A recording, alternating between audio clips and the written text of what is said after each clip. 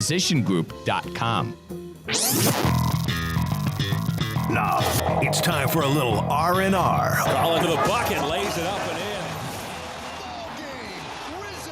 in. Live in the Anajar and Levine Accident Attorney Studios, this is Russo and Rizzo on ESPN 106.3. This team is going to be tough when they finally get it together. Sit back and relax. Let Russo and Rizzo take you home. Oh, mercy! Light him up, Collins! Midweek, about 10 days out from college football kicking off. It's Russo and Rizzo coming to you on August 13th, edition 2025. Hope everybody's having a wonderful afternoon. Colin Russo with you, joined alongside me, Mike Rizzo. We got Christian Cat helping us out behind the glass at the City Play Studios. We're in downtown West Palm Beach, streaming live, YouTube, Facebook, and Twitter/X at ESPN West Palm. Also on your radio dial, ESPN 106.3. We're going to talk to Jonathan Zaslow a little later on in the show, who's been all over the ESPN radio airwaves. Looking forward to doing that. Got a packed 2 hours up ahead, 4 to 6, right here on ESPN West Palm. Mike, how are you today, my friend? Doing great, brother. Great day outside. Had a great day in the office. Ready to roll. Ready to roll. There's a lot going on in the sports world. You got the Brewers winning 11 in the row. You got quarterbacks injured in training camp. Got Jerry Jones being Jerry Jones. But, Kyle, from my understanding, there's some controversial things in the office that happened today when it comes to being on an airplane. Well, the interesting thing was we were talking about it. And, this is a bunch of people that are, in 20s and 30s for the most part. So everybody's a traveler. And usually I think the way that people view airplanes is you always get, maybe not Mike Rizzo, you usually get the cheapest ticket available. No. You're trying to get on an airplane, you get the cheapest ticket Cheapest available. ticket? What, you want to end up in row 40? You going to sit in row 40? Not a problem. And you sit wherever you can for the cheapest possible ticket. I never decide where I'm going to sit because that's like an extra $20. I think that's the most ludicrous type of fee that they could add to an airplane.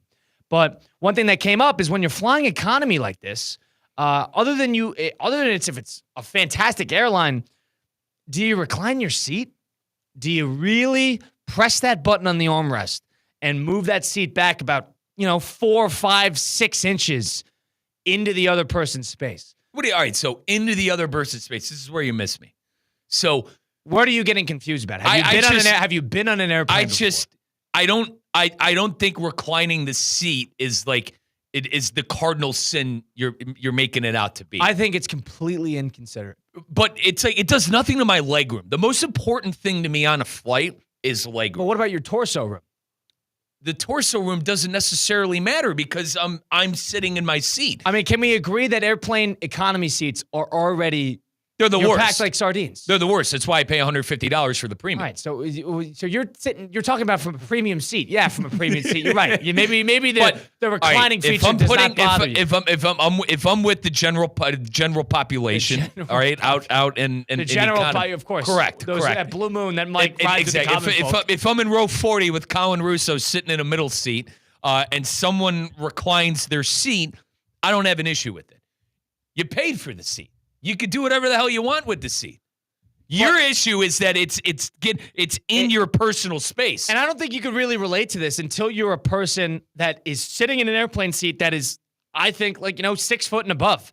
Because once you get to that size, it really starts to impede not only in the leg room, but on your torso, because it completely sabotages anything you're trying to do with your Now airplane. the good news is, Carl, your Nintendo Switch can... you could adjust. So if you bring your Nintendo Switch, the back leg to your Nintendo Switch, which you're trying to play on the table. That's why Mike doesn't notice when somebody reclines because he's on the Switch. Yeah, so you could adjust your Switch. Right. Everyone knows this. Right. This is the common knowledge. So the thing about an airplane seat is I understand. Yes, you're well within your right because you paid for that seat to recline said seat.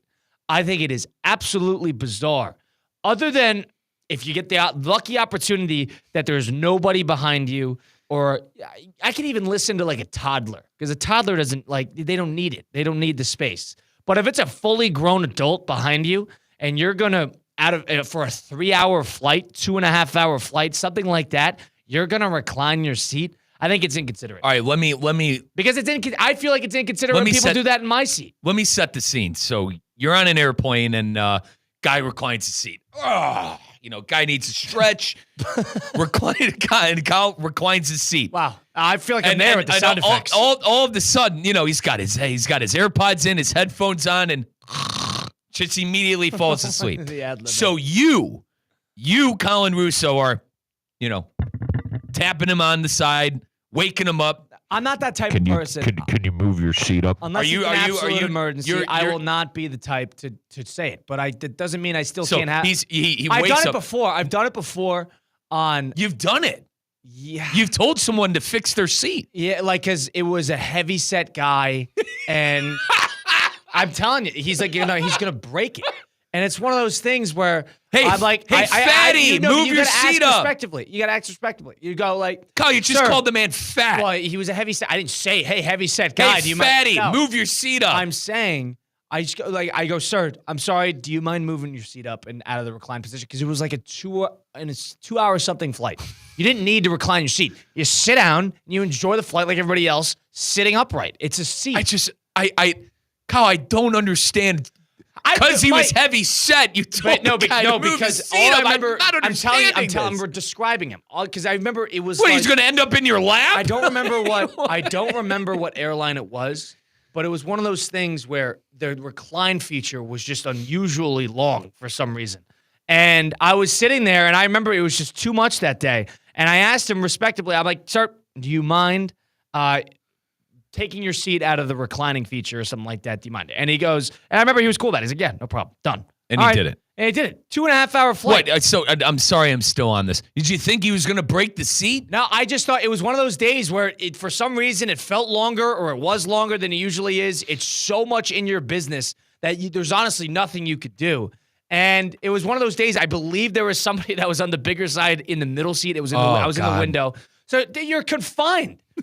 It's claustrophobic at a certain point. Now, and I don't get claustrophobic, but geez, when you got, 300 pounds right in front of you and you got 300 pounds to your left, I'm sitting there, I'm like, if I could avoid this and this guy could just sit upright, I'd get it. This would be a dodge of all things considered. Okay, so you were just absolutely out. It was one of those days, yeah, and it just, nothing was adding up. And that was only the one time I've done it. I usually don't, but that doesn't mean I can't have an opinion that even if you paid for your seat, inherently, if you say, I paid for the seat, that's why I'll recline, that is inherently a selfish remark. That is what that is. It's a selfish remark. You have no other excuse other than I want to relax at the expense of somebody else's comfortability. There's a word for that. Selfish. In the Merriam-Webster dictionary, that's underneath selfish. I feel like everyone reclines their seat. I think you're in the you're in the minority. I don't recline my seat, by the way.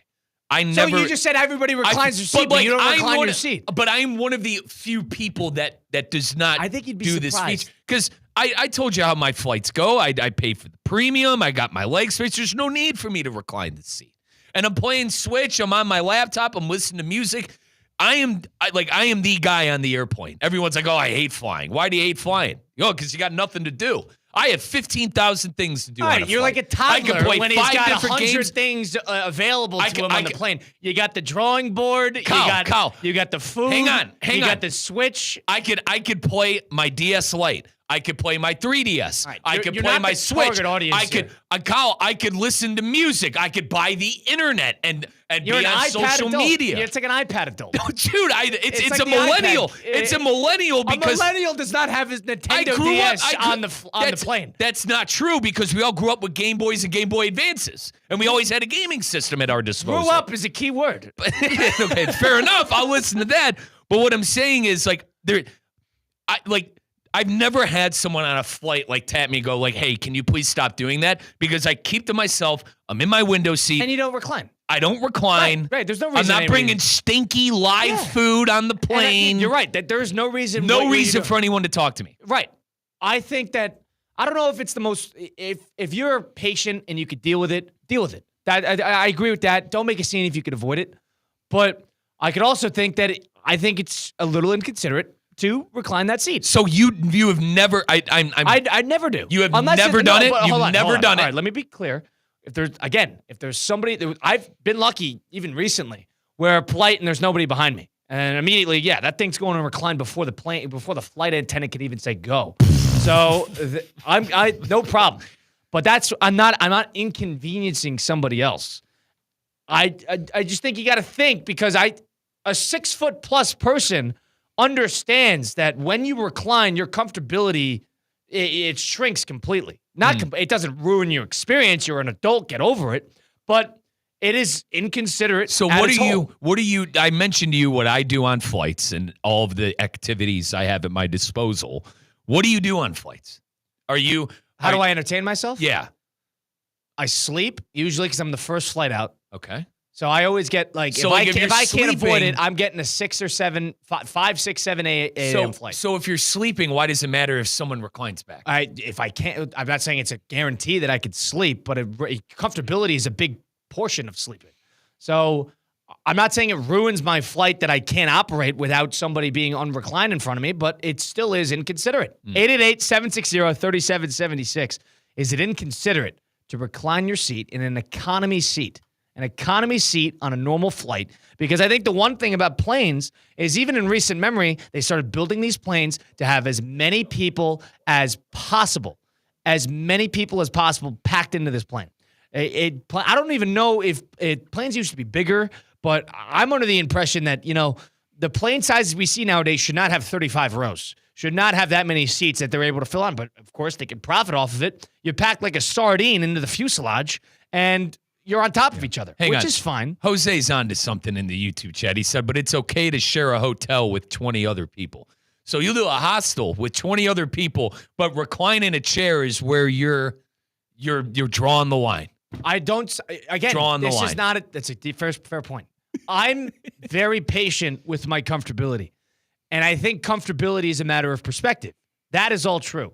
But I can also think that it's a naturally selfish and inconsiderate thing to do on an airplane when you're doing it's like bringing live food. He's not bothering you. Oh, don't hold on. This is the same exact thing. You talked about a story one time where a guy brought lobster on a plane, eating lobsters, cracking shells, and you're sitting there. It's not bothering you. He's not hurting you.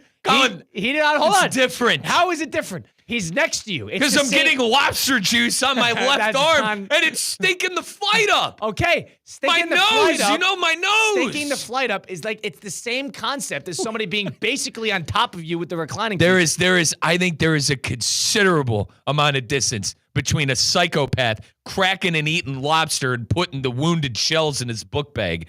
The cloud it's over some is gentleman reclining back. Inconveniencing somebody else at the expense of other passengers. Dude, you're trying to make yourself more comfortable. By the way, it sounds like you raw dog flights.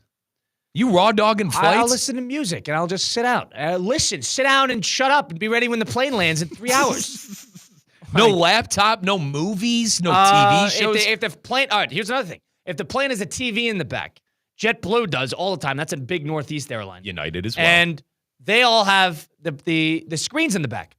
If that screen is on the seat in front of you and it gets reclined, forget it. You're watching it from a bird's eye view. Yeah. Maybe you could catch. Hang on, turn around. It's a teammate of ours on the YouTube stream. Margot reclines her seat. Yeah, it's no problem. You paid for the seat. You should recline your seat. We talked to Margot Wolfner, who's one of our MCs here at ESPN West Palm, and it's like she didn't even realize that there were other passengers on the plane. She paid for the seat. She doesn't need to. She goes, I've never even thought about the other passengers on the plane. I'm like, Margot, well, when you recline, it's into somebody else's. You can barely squeeze into the seat when you're trying to get to your seat because you're going sideways, and all of a sudden that 6-7 inches is pretty considerable. The fact that you compared a guy or a girl. It's the same. No, he's not hurting you. Dude, you cannot compare it to my story of the guy cracking lobster and throwing wounded soldiers in the book bag. That is uncomparable. All I am saying is it's at the expense of the comfortability of other passengers.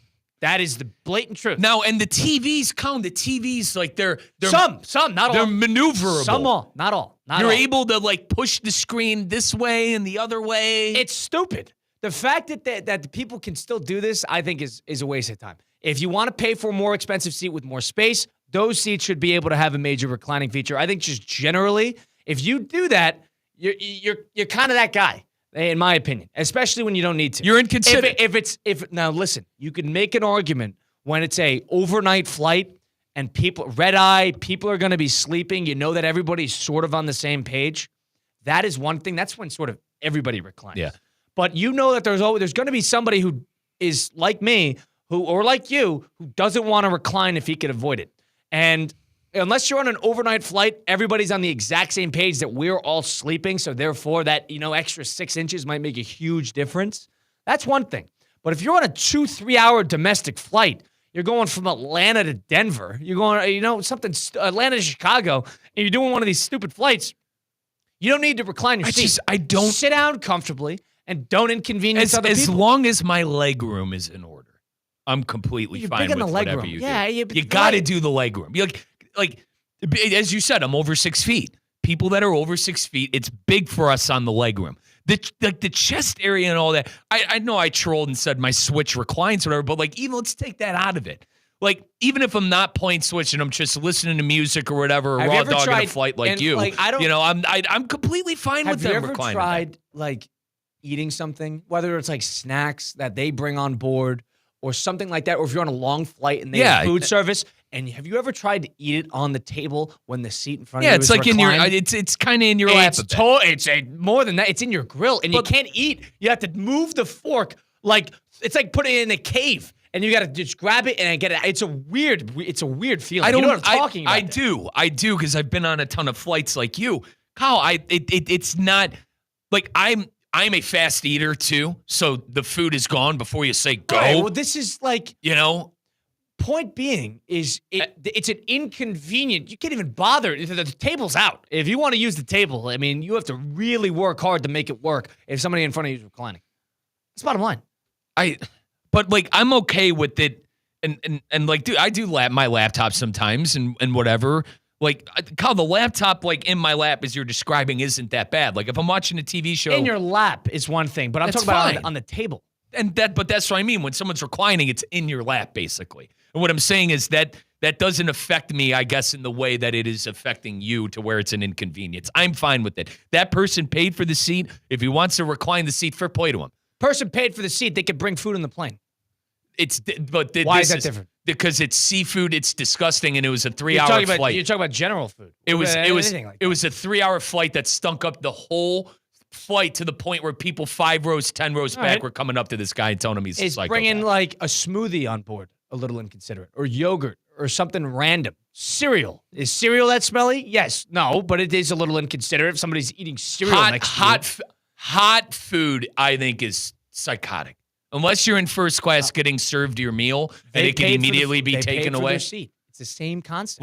Like for instance, another thing that happened to me, guy brought a pizza and hotter than hell. And he put it up to start the flight, put it up with the luggage.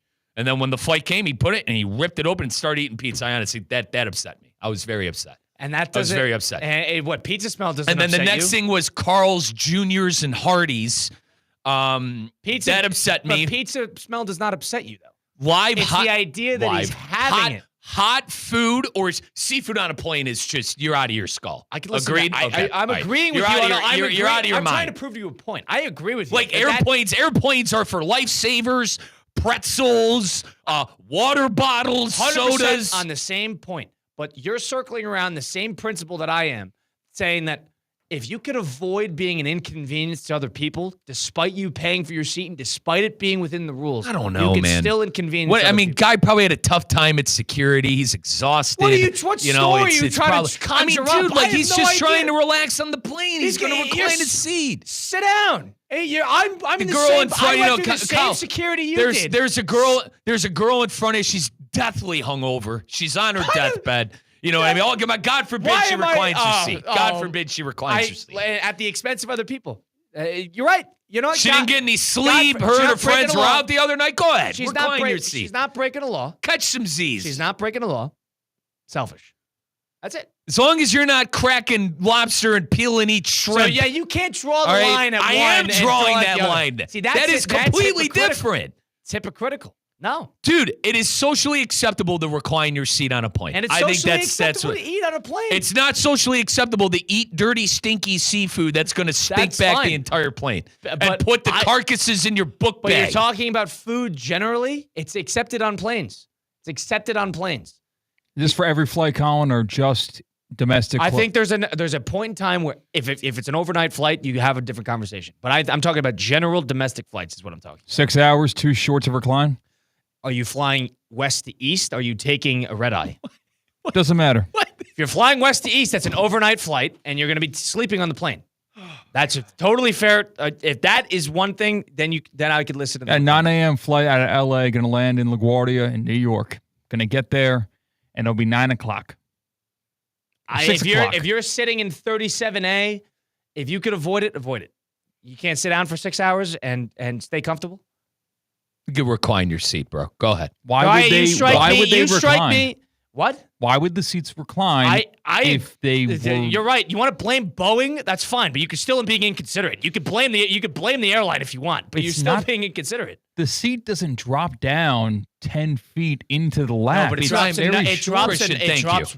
well enough. Bad. Yes, and the screens on the seats bend. It drops well enough to inconvenience the person behind him. You're dead wrong. But like if you're watching TV, people who are tall and people who who fill out their seat understand what I'm talking about. This is, and you two are. I'm surprised you both are not on the same page here. 6'1". Mike. This is premium. You're talking about the premium comfort that you pay for. I'm talking about general economy. But I am with General Pop sometimes. You are that person on a plane. If you are in the type of person to recline your seat when you don't need to. I wish it reclined more. I wish I had more recline so I could actually lay down and sleep. That's inconsiderate. That's inconsiderate. I wish everyone would have that ability so they could do it themselves. See, this is mob mentality. This is you falling in line. This is bystander effect. What are you talking about? I've been reclining my seat since I was a 12-year-old going to Marco Island. See, if you're a 12-year-old, Christian, it's your prerogative to do it. Is reclining his seat in front of me, major problem. Christian, it's inconsiderate. You're that Christian, person. That's fine. It's your choice to do it, and I completely support it. It's not even that dramatic of a seat drop. It's not. It's not even like that's the point I'm totally trying to enough. In some of these godforsaken airlines in 37 rows trying to fit into a tiny fuselage, yes, but like it's an issue. Kyle, you brought up like the table. I'm always doing something on the table. If it's laptop, if it's game. No, you're an adult. Get over it. But I think it's selfish. Like totally selfish. I use that table, I think, more than any frequent flyer out there. And even when someone reclines the seat, I'm completely okay with it. Completely okay with it. But here's the thing. You can't draw the line in the sand of what other people passengers can do. No, you can't. Colin, there's a difference between... the smell is a lot different because the smell affects everybody in a everybody on the plane. Everyone on the plane. It falls underneath the same principle as if you could avoid inconveniencing other passengers, you should do it. Like here's you're riding public transportation at the end of the day. That is the bottom line. You're right. That is it. You're and the same thing with spilling over on seats, the armrest rules. There are unwritten rules with an airplane, and I think one of them is that you should not have to. If you could avoid it, you should not. It's a horrible straw man argument, Colin, to tear down the food thing because the food thing brings something sneaky onto a plane. I agree with the idea that is negatively, greatly impacting every passenger. Where reclining your seat only impacts one, so therefore it's impacting one. So it doesn't even impact impacting one. Impacting one. So what? It's not just the amount of passengers you're hurting, but it's the severity. It's very small of an inconvenience compared to a smell that'll make someone throw up. That's totally subjective. That's a totally subjective argument. You're talking about. Yes, you are, because you're talking about it. Think of claustrophobia. You people are in your grill like that. Yeah, I agree. If you have that much of an issue that you could buy the more room yourself, just as much as the other person bought that. But I'm sitting. You're trying to make it. Oh, it's a big inconvenience. Maybe you like the smell of pizza. That person doesn't care as much. It's a subjectivity thing. I agree with you. People should not bring the hot food on the airplane. I'm trying to make a point about the principle. If you could avoid it on an airplane, you're riding public transportation at the end of the day. And the airplanes are poorly designed. I think everybody can agree with that they're entirely too squished together and there's too many seats for a small plane. That's true. Nobody's denying that. So if that's the case, and we're all on the same page that these planes are too scrunched together, but we can't admit that it is an inconvenience for the passenger in front to recline into the passenger behind, that's crazy. I don't. It's selfish. Just say it. You guys are selfish. I don't recline. I don't. For the record, you're only thinking about your own personal interests. For the record, when Mike Rizzo flies on an airplane, AirPods.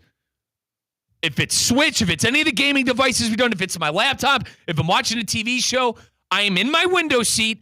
I'm curled up into a ball. I have my shoulder onto the thing, and I am bothering nobody. My legs are together, so I'm not inconveniencing the person next to me. Crazy thought. Okay? Crazy thought. And I don't. Hey, time out. And I don't recline the seat.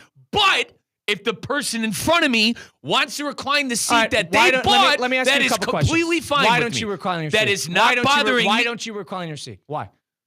Give me an answer. I You have an answer. You just don't want to say it. Why don't you recline your seat? I personally don't recline my seat. Why? Because I know it's kind of a triggering point for other people. Oh, interesting. But so for that's me, exactly what I'm trying to say. for me, What are we doing? For me, I couldn't care less if that person reclined his seat. Could not care less. Subjectivity. And I'm completely fine with it. Subjectivity. Crazy idea. Crazy. If you're But Mike, we were on the same page more than you think. I also don't sleep on airplanes. I can't sleep in a car, and I can't sleep on an airplane. I am that weird bird that can't fall asleep in a moving vehicle. And there's a lot of people like that. There's a lot of people like that. I can't do it. It's just, it's not in me. All right? But Kyle, if I were one of those people that slept on said vehicle or airplane, car, I would recline the seat. If anything, the people who do sleep on airplanes have better of a reason, I guess, to deal with it because they're sleeping. They could get a blanket. They could get a pillow. Recline the seat. Here's the bottom line. Here's the bottom line. Go for it. You can have your own damn pillow with you. Just because you could deal with it. Put your damn pillow on the seat. You don't recline. I don't care. You don't recline for the same reason that I'm saying that it's a problem. Probably, yeah, because I just don't want confrontation. Right. I don't want anyone talking to me. So that's it. That's all I got. Most talkative. I'm the most. I rest my case. I'm on the same page. I'm the most talkative person. No. That's it. That's it. It is the most minimal and tiny inconvenience that doesn't even matter. It's like someone who can't hold in a cough in an elevator. Yeah, it would be, I guess, a little bit nicer to everyone involved if you held in your cough until you got out of the elevator. If a cough lasted 3 seconds, if the reclining feature lasted 3 seconds, not 4 hours. Colin, I'm not Christian. I'm just not trying to deal with people. Like, I'm not doing it because I don't want to talk to you. I don't care where your son's going to college. I don't care. Leave me alone. Fine. You see Nobody's what I'm saying that's a problem. I got my headphones in, my gaming devices. Leave me the hell alone. The only reason you're not doing it is to not inconvenience other passengers. Because everybody deep down knows. No, I'm doing it because I don't want to be. I don't want to avoid a problem. He's not trying to avoiding a problem because of what? Because someone gets mad about it. Because somebody gets mad about it because of what? Because they're being selfish. Because they are being selfish. Correct. Because it's inconvenient. No. If you're going to recline your seat and say that this person behind me who's not reclining their seat is selfish because if they make a big scene, yes, fine. But if the person doesn't like it, then they're selfish? Come on. Yes. That we're dancing around the problem, and that's I'm selfish. That's what we're dancing around. That's stupid. No. I'm not listening to that. 888-760-3776. I understand. I understand it. Does it bother me that much? No. But I disagree with you guys dancing around the principle that it's inherently selfish. Is it a big deal for me? No. I could deal with it. I could sit there and survive an airplane. What if the guy just had a situation at security? What if the woman in front of you is going through a divorce? Like, you know what I mean? If I ask the kids, person, it's a nightmare. If I ask the person in front of me or if somebody asks them, hey, do you not mind not reclining your seat? And they say, I'm going through a divorce, I'm laughing. What? Colin, people are dealing with stuff, man. If they want to try to, if their thing is to put their damn seat back and try to relax on a plane, fine. I'm also that person. If there's a little kid behind me, he's kicking my seat, I'm not going to say anything. What? I'm going to turn around and tell a kid to look at his parents and say, be better parents? Go ahead, kick my damn seat. But what are you thinking internally? What do you think? But I'm not saying anything. I'm going to be a man for I know. I agree. I'm going to be a man for 2 hours. You're cursing out the parents internally. You are. You're thinking the parents are doing a bad job there because the parents are not controlling their child. It's the same thing. I try to put myself in other people's shoes. It'd be a nightmare to have small child. I mean, I was a nightmare. I was that nightmare on the flight. Small child before. Everybody agrees with that. But if the kid is kicking somebody else's seat, that's one thing. A crying baby is one. Like you can't control that. But if it's a toddler who's misbehaving, yeah, that's another thing. That's a parent's problem.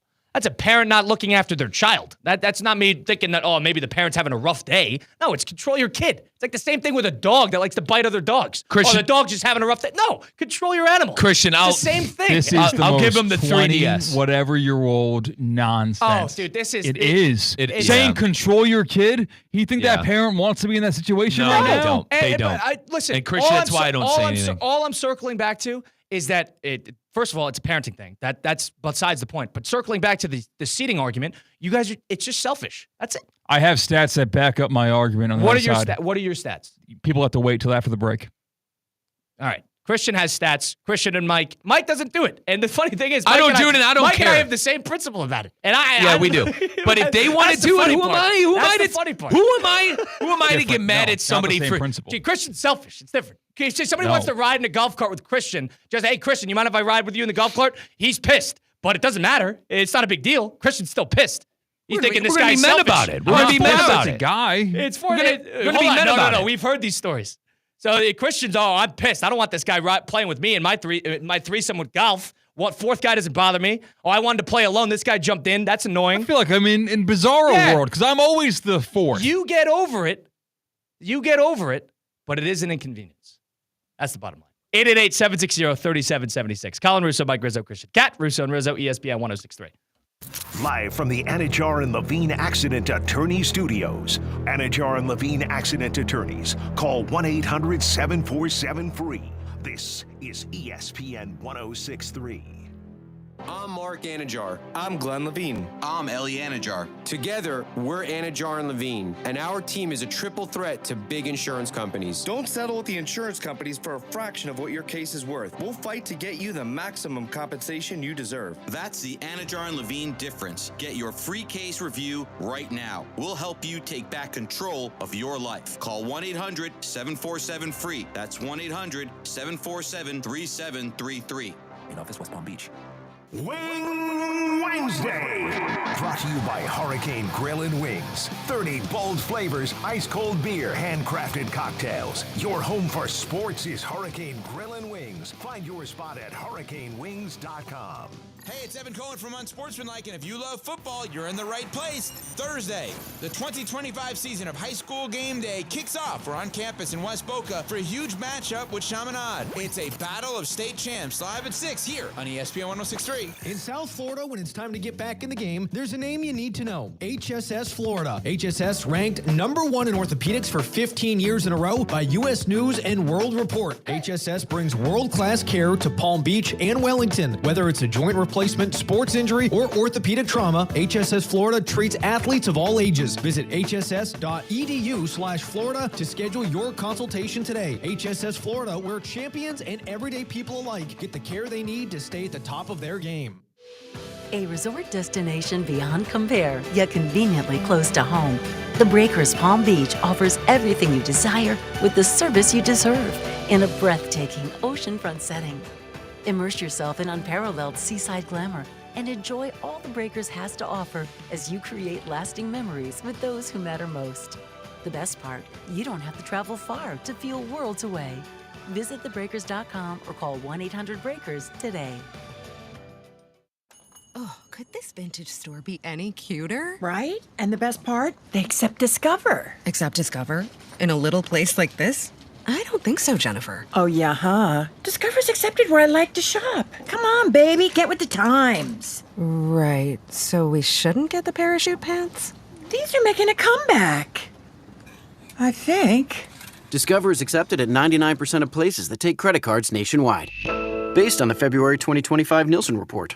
Adam Schefter here for Vivid Seats, your ultimate destination for all your sports and concert needs this summer. With a game-changing rewards program and an unbeatable selection of tickets, they make it easy for every fan to watch their favorite teams and players in action. Catch every home run and thrilling comeback in person from your favorite seat. Plus, every ticket is backed by a 100% buyer guarantee, giving you peace of mind with every purchase. Visit VividSeats.com or download the app today. Vivid Seats, the official ticketing partner of ESPN.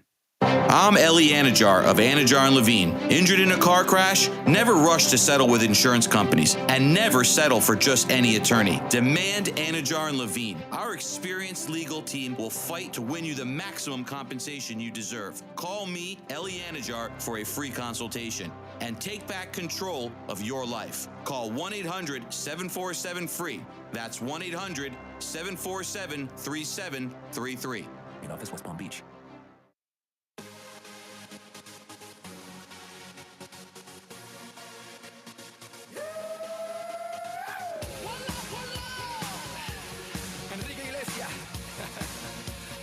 Let's get back to the Anajar and Levine Accident Attorney Studios. This is Russo and Rizzo on ESPN 1063.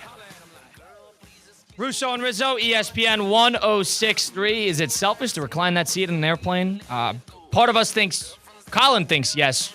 Mike is in between. Mike doesn't really care. Christian thinks it is your God-given right to recline that seat on your airplane. Go start your day with a victory over at F45 downtown West Palm Beach. Locations in Wellington and downtown especially. Go check out their Instagram, F45 downtown West Palm Beach. It's perfect. It's more the class style, 45 minutes in and out. You blink and it's over. You turn your brain off. Follow along the exercises on the screen. High-intensity interval training, more the functional side. Feeling good, feeling flexible, and getting a good heart rate rise throughout that 45-minute class. They have it in the mornings. They have it in the afternoons. Check out the Run Club, which they have on Mondays at 6:30. And you feel good. It's a bunch of like-minded fitness individuals that want to listen to music, have some fun, and more importantly, get fit. Check it out today. Find a studio near you, F45 online. 888-760-3776, number to get into the program. Do you recline your seat in an airplane, or do you believe it is inconsiderate? Christian, you had a stat for us before the break. What is the stat? I'm glad you asked because data doesn't lie. It never has and it never will. And I'll show you from the survey business 538. They asked people, how often do you choose to recline your seat in an airplane? Which matters to the argument of if everyone reclines their seat, then it's no problem. Not a problem whatsoever because everyone's on the same playing field. That's a good argument, isn't it, Colin? Okay, well, is this a personal? All right, what's the stat? Get to the stat. The stat is 16% of people always recline.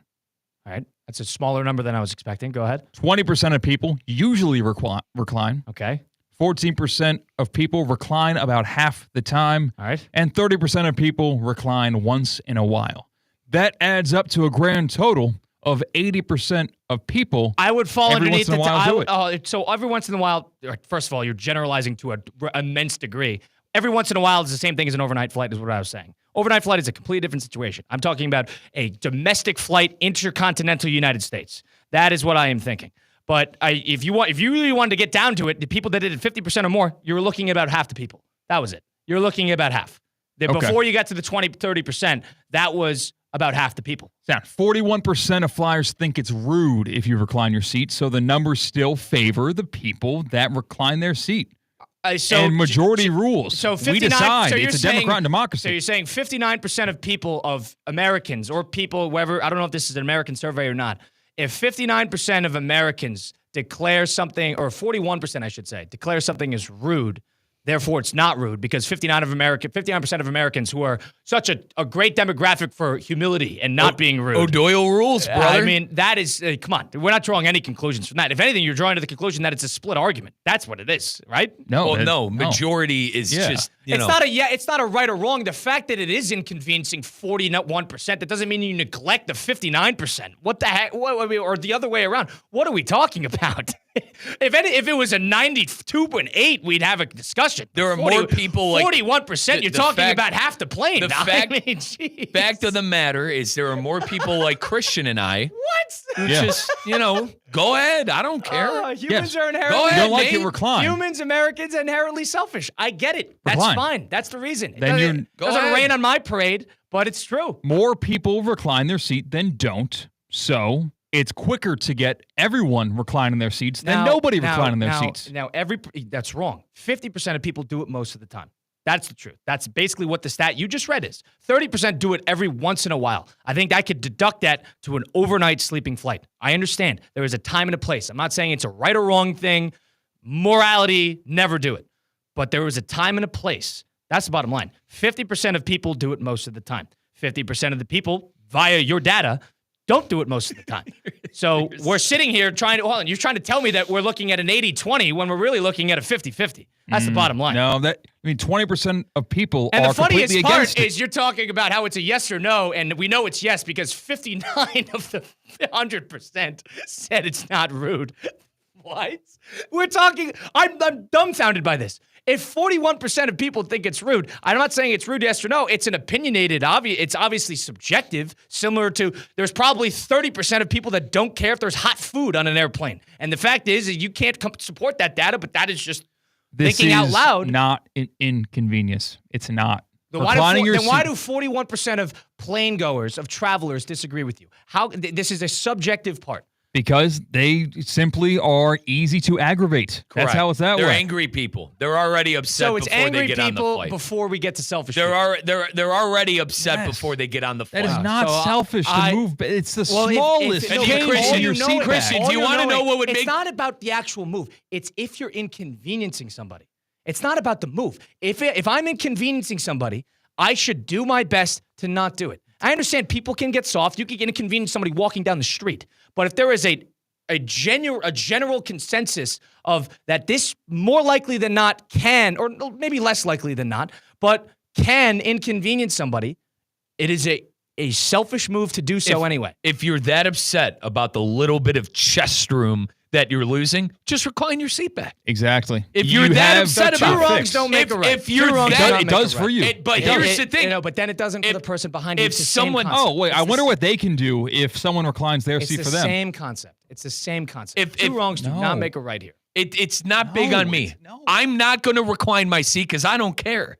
But if you're that upset about the little bit of room, just recline your seat. Colin, that argument does not work because if two wrongs don't make a right, the second wrong after the perceived wrong of someone reclining in your space would you shoving the back of their seat forward. I mean, I guess, but I'm talking about you're doing the exact same thing that you know is inconveniencing you to somebody else. Dude, it's not inconvenient. You're letting it inconvenience you. You can choose to not. You're letting it inconvenience you when somebody punches you in the face. It's still an inconvenience, but you're letting it that's a morality argument. No, someone's punching and you decide to put your face there so it gets punched. That's what's happening. That's okay. So that's what you're saying? Yes, because I can take a step to the left and not get punched in the face. So I'm going to do that. Now you're oh, really no, but dancing. someone behind me might get punched in the face. Really what are they going to do? Now Move to you're the left. really we're all dancing. good. Now you're really dancing. My somebody can sit on your lap on a bus, and all of a sudden you can move. You can move. Is that inconveniencing you? It's different because they're actually different. No, it's different. Why? Because you're entitled to what seat? It's a. You didn't pay for it. They're entitled to that space just as much as you are. It's the same principle. But the weird part is on an airplane you paid for it. So that's the thing. You paid for that. What? It's the same thing. You said it's not. No, sitting on someone's lap is not the same as reclining 6 inches in a direction. I'm talking about your convenience argument that you just brought up. It's barely an inconvenience. I'm just saying. Just recline your seat back. I'm just saying. If you know it's inconveniencing somebody, don't do it. That's it. That's the bottom line. And if you're going to say no to that, then what other conclusion can we draw other than you're being a little selfish? What other convenience other than they have the problem? It's their problem. Other than pointing the finger at them for something you did, you could say that it's their problem that I'm doing this and they're annoyed by it. If I had their problem, but if I don't do it, they're not annoyed. How can you not look internally thinking that I am selfish here? Because they can get out of the situation. Problem. They could what? Do the same thing to somebody else, and then the other person does the same thing. Then all of a sudden, you got a bunch of pointing fingers. And eventually, then all of a sudden, you have a bunch of people happy that have a little more leg room because they're reclining. There's not a little more leg room, but I understand what you're saying, but you're not. Think human, what's the word here? Decency? No. Human, I guess, nature. Not everybody's going to do it. You know that. You know that somebody. So then the three people who choose not to do it are inconveniencing themselves. There's going to be somebody like Mike who does not want the confrontation behind it, and they're going to suffer because they don't want the confrontation. They don't want then, Mike, you're saying if someone reclines in front of you, oh, dang, I wish I had the liberty to back up. You know what the funny part is? Here's the bottom line. You know it inconveniences somebody, and you're pointing I've never been bad when someone reclines in front of me when I'm getting worked on. I've never been inconvenienced. That's a personal subjective opinion that you just used to generalize an entire population when 41% of the data you just drew said the opposite. How does that make any sense? You know that there is a percentage of the population. If 41% of the people are wrong, and the 59% plus Christian Cat are correct. That's what I'm getting here. I live in reality, and I've Christian done this lives before, in reality, and 41% of people are delusional. So now this is just you the hula hoops trying to Christian, if you had to choose between someone reclining their seat in front of you or some pulling out hot, disgusting food that's greasy, it's going to smell. That argument. What would you rather do? No, I'm more focused on the actual the definition of the selfish here because for some reason you're dancing around this conclusion. How? There is no other conclusion that you could draw that this is. If I am inconveniencing somebody, what definition would you apply that to? Is that person's problem or your problem? If you seriously, what is that? Is it that person's problem that I'm doing something to bother them? It's their problem. But it's barely bothering me And if it is that's bothering, barely bothering you. No, by definition, it's 3 Think about, inches. this is empathy here. Think about the other person. That come on, like this is what you think. This is what Mike thinks. I'm okay. Listen. Does it bother me? Okay, so when something really, bothers anybody, Colin is going to step in white knight and say, you know what, this isn't right. Correct. That's it. I'm not. Hold on. I'm not saying I'm trying to step in. I'm just saying, think about other people. Think about other people. That's all it is. That's all. And the funny part is, it doesn't even bother me that much because I could deal with it.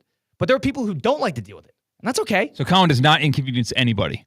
You know what? If he makes every decision to inconvenience nobody. Hey, you're standing a little close to me on the bus. Do you mind moving a little bit, or like, hey, do you mind, little close over here? Do you mind doing that? No problem. I don't want to inconvenience you. All right. But no, that's your problem. I'm standing right here. You're gonna stand your ground for what reason? When you could avoid it.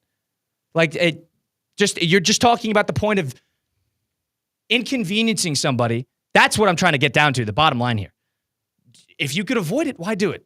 And you're right. Maybe you could clear with the person behind you. Hey, do you mind if I recline your seat? You know what? That would erase everything. But people don't do that. People do not do that. You know what? I think that's the solution. You want a solution to the problem? Hey, do you mind if I recline my seat? No, I don't. Okay, great. That would that. There's a middle ground we can actually agree on. But if you're just going to do it off, ill will, it's selfish because I sit on planes too, and I don't like when people do it. Am I going to make a big deal out of it? No. There might be somebody that might be a little bit more uncomfortable by it. That's their subjective opinion to come to. I think what does rub people the wrong way is when the seat is in the process of being reclined, not the seat being reclined. Well, because you get used to it? Yes. And the thing is, we can't start the flight that way because the flight attendants don't let you start a flight with the seat reclined. Right. But the one thing I will say, if the drink period has already gone and someone has a drink on that table and you recline your seat back with the drink on the table, then that's an issue because there's a chance it might spill.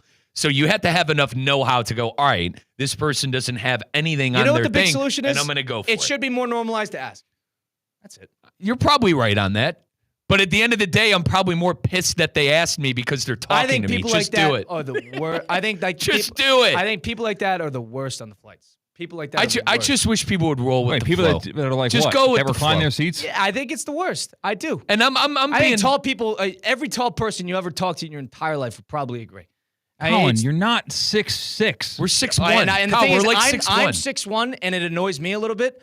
And imagine the person that is so much taller than you. Christian, 6'3", 6'4", 6'5", Christian, 6'6". You're not that height either. 6'1" flat. But you're not thinking about them because I know that Christian Cat, it doesn't bother me. Therefore, it doesn't bother that person. That's the argument that you're coming up with. There's no empathetic value there. The empathetic value is knowing that maybe if I did this, I would inconvenience the person behind me, a la why Mike doesn't do it. You're living life on eggshells by not worrying. Living life by eggshells. Yes. It's a very, you want to talk about minor. It's a minor thing to not do it. And it can maybe is a major thing to the person behind you. That's it. I'm talking overnight flight. Yes. You're going to Paris or you're going to New York to Paris and you got a 9-hour flight. Okay. That we need to adjust our comfortability because these planes are not built for sitting like that for 9 hours. Fine. 2, 3, 4 hours, not overnight, there is a different conversation to be had. Because people are awake, everybody's sleeping. If anything, I think it more favors when everybody's sleeping on a plane, like an overnight flight, that's when you could recline. Because people are passed out. It's when people are awake, eating, drinking, doing things, whatever it might be. That's you're inconvenient. Christian, I'm always awake on the flight, so thankfully I don't care. My die on the hill thing on a flight is hot food. Hot and stinky food is my die on the hill. You've had bad experiences. That's my die on the. You are a psychopath if you're bringing hot food on a plane. That's my thing. If a person wants to recline the damn seat for what they paid for, I'm completely fine with it. There's no way to avoid a smell. There's a way to avoid the 3 inches that you are being, I guess, robbed of because the person in front of you decides to recline. And you want to downplay it just because of how you feel about it, but there's a 41% data that you just drew that claims that they think it is rude and inconveniencing for somebody to do that. Yeah. And the fact that you disagree with that, they're more entitled okay. than I am for thinking I'm entitled. What a remarkable generalization you just came to. You just said 41% of people are entitled, yet 59% of people are completely fine. When instead, it could be maybe 59% of people, maybe 41% of people who do think it's rude, maybe myself included, are a little get over it. Maybe they need to do that. But on the same token, the 59% of people are not thinking about the person behind them. They're not. By definition, I am entitled to recline my seat because the seat reclines. Right. by definition, you are not entitled to the 4 inches You're entitled to go on a public bus and sit on somebody's lap. You're entitled. No, you're not. Yes, you are. Can't touch somebody without their permission. That's different. I mean, can you not? According to what rule? Is it an assault charge? It's not. The law. I mean, no, you can't be touching people. Kyle, you can't be sitting on people on a bus, bud. Because you will get in trouble for that. But please do not sit on somebody on a bus. The person, fine. You want to squeeze in between 2 people on a bus? Squeeze in. Oh, I'm sorry. I'd like to sit down here. You're thinking that's wildly inconvenient. I would just go. Yeah, there's 6 other seats. Again, open. it's physical contact. I mean, but you're sitting on a seat. You're going to physical contact with somebody on a plane. It's the same thing. It's public transportation. That is a given that you're probably going to touch somebody at some point if you're on a public transportation. I'm just trying to make a point. I'm not saying one is right or one is wrong. I'm trying to make a point that if you're not thinking empathetically about if somebody else finds this inconveniencing, and we polled everybody in the office. You were in the wide minority on this. Yeah, in this office. Fine. I'm just... Maybe we got a lot of entitled people in this office. Okay. All right, walk outside and one by one. Everyone who disagrees with me in this office, you are a certain percentage of and entitled. What are the people that do it? What about them? Just using the tools at their disposal because they were put there for a reason. Would you rather have someone recline their seat next to you or have some poor guy who's just passing gas the entire time? You're stuck on the smell. You're stuck on it. Dude, it's just like we agree. On things on a plane. I'm with you. Colin, on the but what I'm saying is I'm with you. With things on a plane, I think someone reclining their seat is like way down here, bro. Comparatively to other things that could go wrong. It is so far down the totem. I'm saying to me and to clearly some other people, I think I think there is some sort of conclusion that you could draw that is inconsiderate to other people. Dude, Christian, what happens if you sit next to a guy that's just farting the whole time? Right, You're miserable. There are a lot You're more miserable. things. I might say something. What do you want the guy to do? What if he has gas problems? You're not considering Go that? to the bathroom. And you should have done that. Don't you know how I am on this? You should have done that before you got on the plane. You should have planned for being on a plane for 3 hours today, sir. The Mexican food he had in the terminal is not well, guess what? You should have planned. Don't eat the Mexican food at the terminal. We're taking off, and you can't go to the bathroom. Sorry, it's got to pass. I'm a miserable. So he's just going to be ripping and stinking up the whole plane? It's 3 seconds before it passes. That's where I draw the line there. All right. I will say something. I think Mike and I are on a similar page here because you don't want to inconvenience other people and you don't like being inconvenienced. I get that. I think Christian is just completely in loony land. No, he just doesn't care if someone reclines their seat. It's a lack of empathy. That's it. It's fine. Might be a hard truth. That's point blank period. I don't do it if I have lower back problems. Yeah. You think about that, the person that has to recline their seat?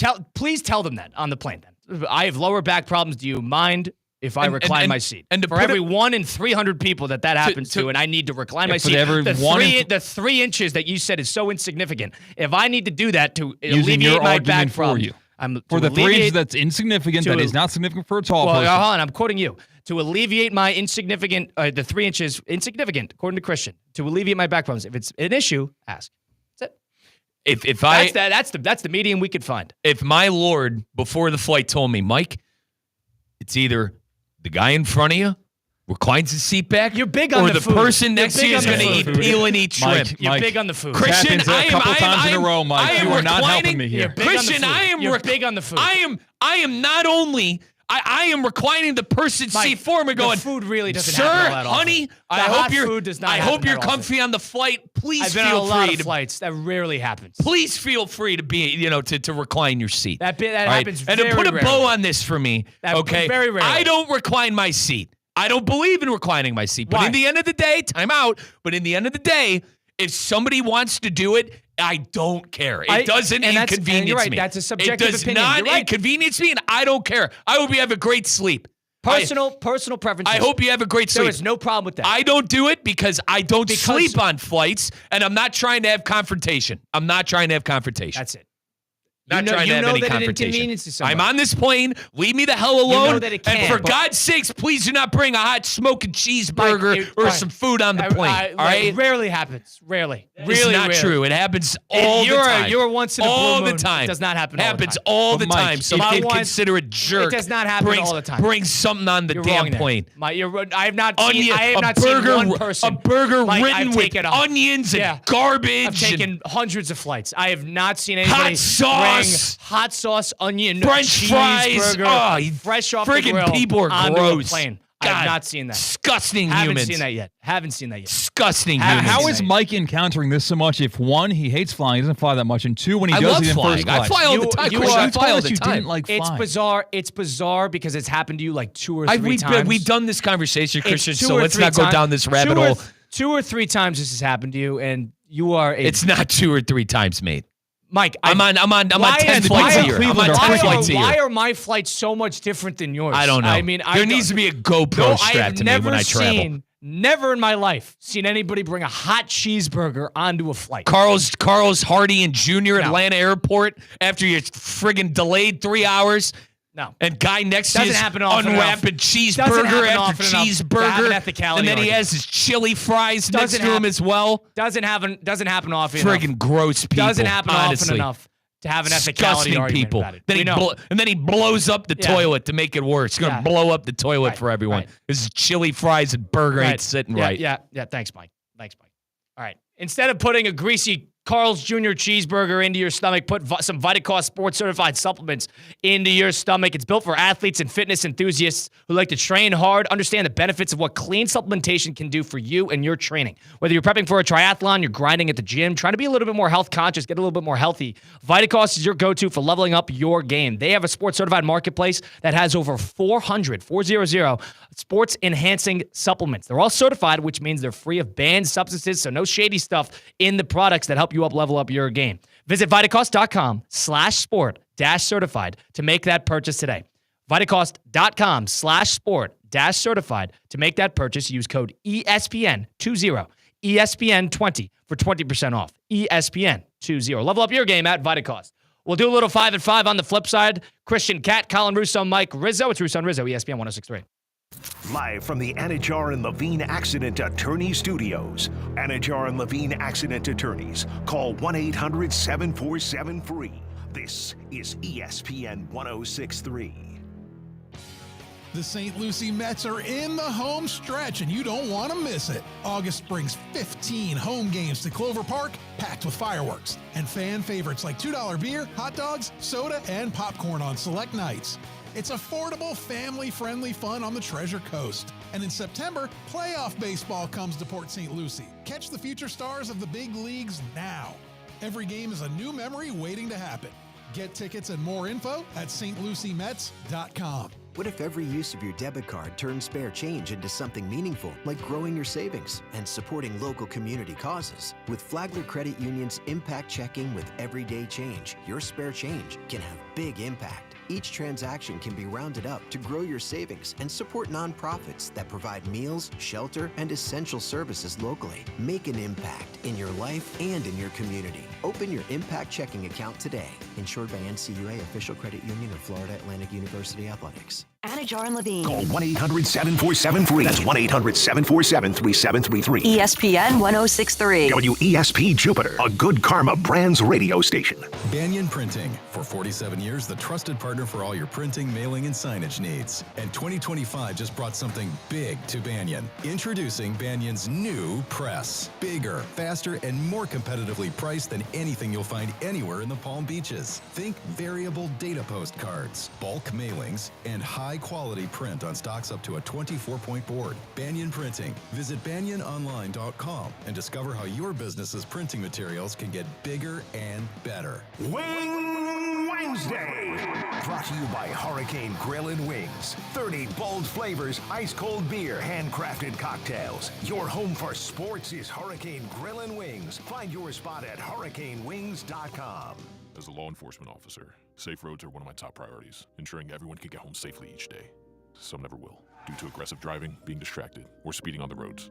And too often, that results in the toughest part of my job, and the longest walk in my life. I'm so sorry. I have some very sad news to share with you. 9 people will be killed on our Florida roadways today. Don't let it be you or a person you love. Buckle up every trip, every time. Let's get everyone home safely. A message from Florida Department of Transportation, Target Zero. For more information, visit targetzerofl.com. This is the Inter Miami save of the game. Right side of the box. This is lobbed in to the right area of the box, and a header is saved by Ustari, diving to his left and swiped it away from the far post and out of play across the end line. Oscar Ustari fully extended. Brought to you by PNC Bank. PNC Bank. Brilliantly boring since 1865. Don't just stand there. Everything you need to turn $1 into an epic win is in your hand. Hard Rock Bet. Bet it, parlay it, boost it. However you want to do it. From wherever you are to the moon. Bet anytime a line, prop, or parlay catches your eye. And withdraw cash when you want it. Hard Rock Bet.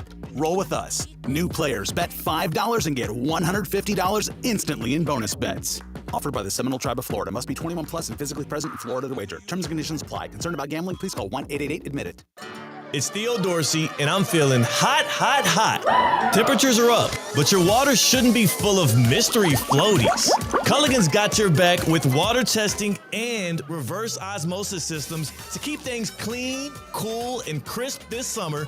And get this, you can try it for just $10 a month. Stay cool, stay hydrated, and stop drinking who knows what. Visit Culligan.com today to schedule your free water test. Hey, Culligan man!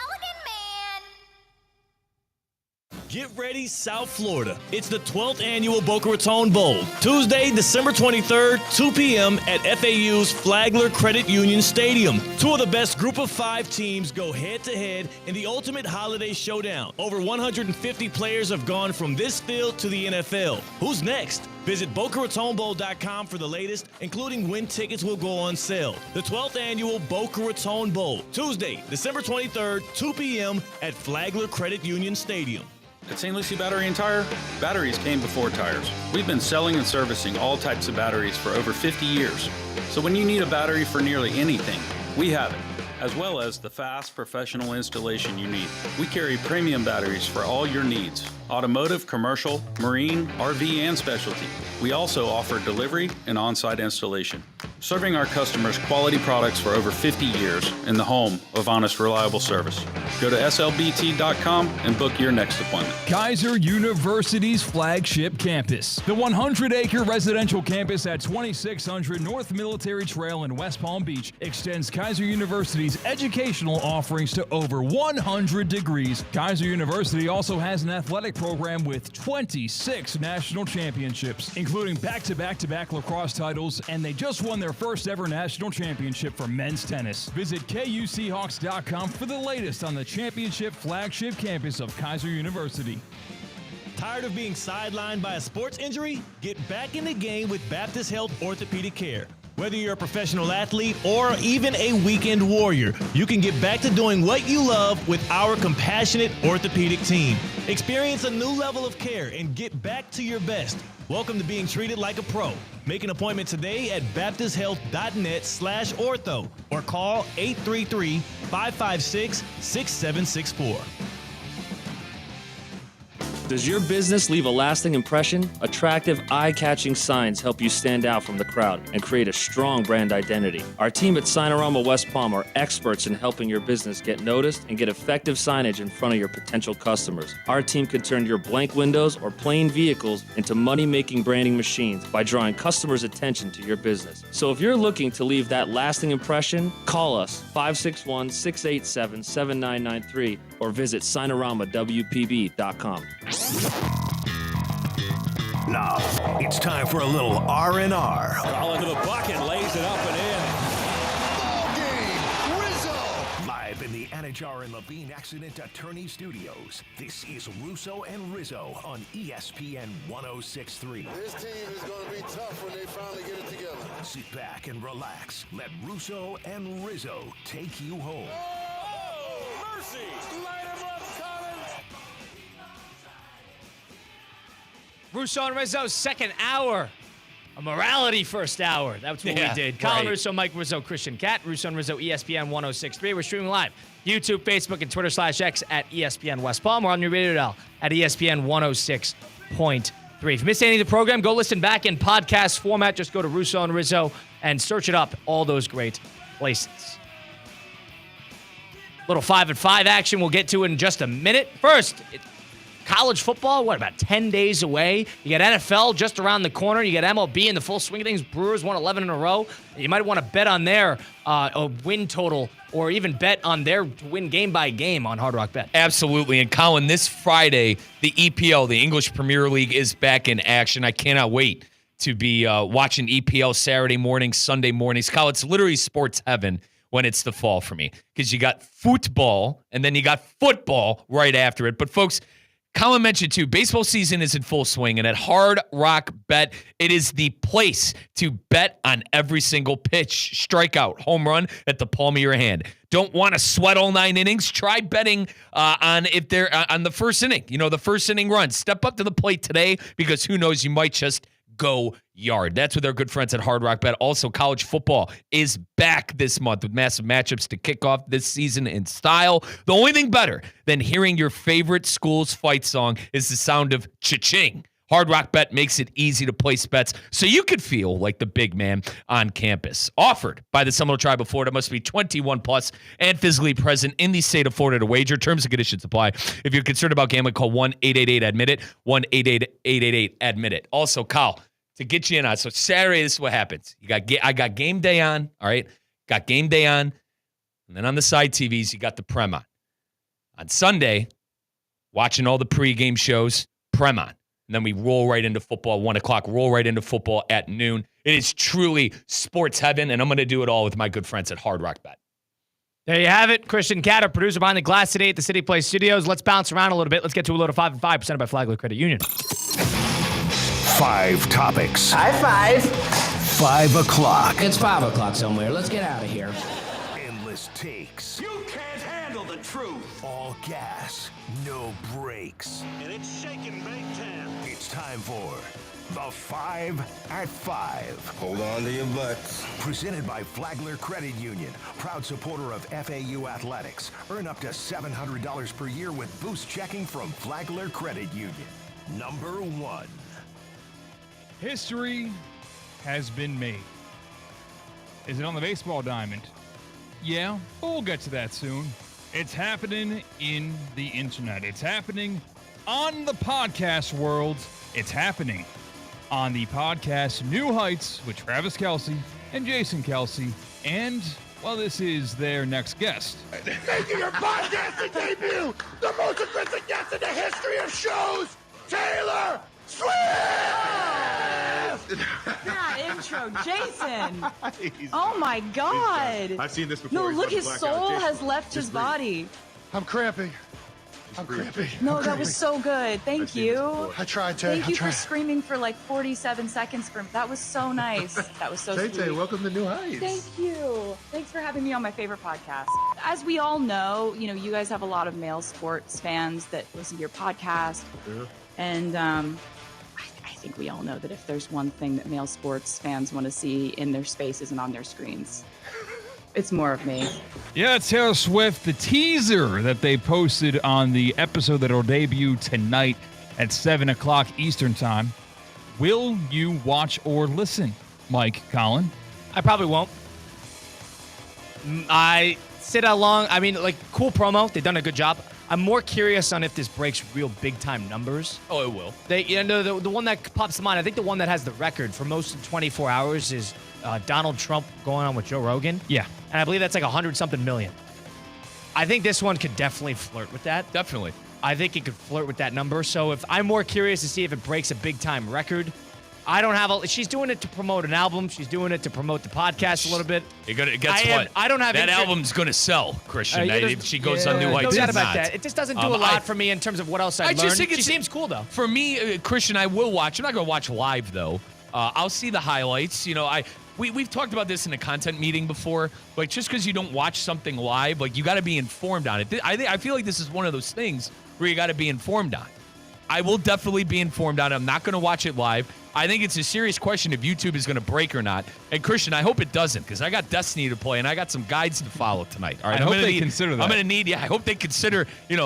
Me playing video games tonight. But in all seriousness, I love the podcast. 2 Cleveland guys. I mean, Christian, they grew up 15 minutes where I grew up from, having the biggest global pop star, one of the most beautiful women on the planet, on their podcast. I think it's really cool, and I will definitely be watching the highlights. Can't promise you I'll watch it live. I got Pink Smoke until 7 o'clock tonight. I got to work out. I got to make dinner, so not going to be watching it live, but I definitely am going to catch the highlights, and I can't wait to see her on it. Which I would say actually watching it would give you a better chance at judging an opinion on the person. because the clips can be taken out of context in a good way or in a bad way. Maybe she can come off as a little bit off-putting, or maybe she turns out to be the funniest and cool gal in the world to both women who apparently have a strong affinity for her, and maybe guys actually will like her too as a entertainer. Now, I give Taylor the benefit of the doubt because when I was in 6th grade, I had a poster of her on my wall. I always was into Taylor Swift, if that makes sense. Yeah. Oh, I was like her music? Dude, that Fearless album, there's probably like 3 songs I could sing every single word for. You had a poster of Taylor Swift in your bedroom? It was the Rolling Stones poster of Taylor Swift in my room. Did you have many other posters? Yeah, dude. My brother and I, what we would do was there was something back in the day, us millennials would know, Sports Illustrated for Kids. We would put every single poster that we got from our subscription on our wall. So all of our walls were covered, and Taylor made it because, number one, I thought she was hot when I was a young 6th grader. And number 2, I actually liked her music. Crazy. My boy Gomer, when Gomer got his license, Gomer's 3 years older than me. When my boy Gomer got his license, we would always be bumping some sort of Taylor Swift song in the car during the summertime, going to golf, going to do whatever. You got to realize too, Taylor's how old? Finds her attractive, which is what that's a no. kid, Her music, hang on. Her music. The Fearless album and the Red album are great. Anything after that, I can't say I listen, guys. I haven't listened to Taylor Swift in a decade, it seems. But I like her. I've always liked Taylor. I liked Taylor before everyone started losing their minds and she was getting on Jumbotrons. I mean, and stuff, and people the don't TV. like her because they're showing her at a football stadium when she doesn't ask to be shown. Right. And they show her during the broadcast. And the one thing I always give her credit for is she's locked into the game. Absolutely. Every time they tune to her. She seems like a cool person. She's literally the most media-trained person you could possibly imagine. On the planet. She's a great performer.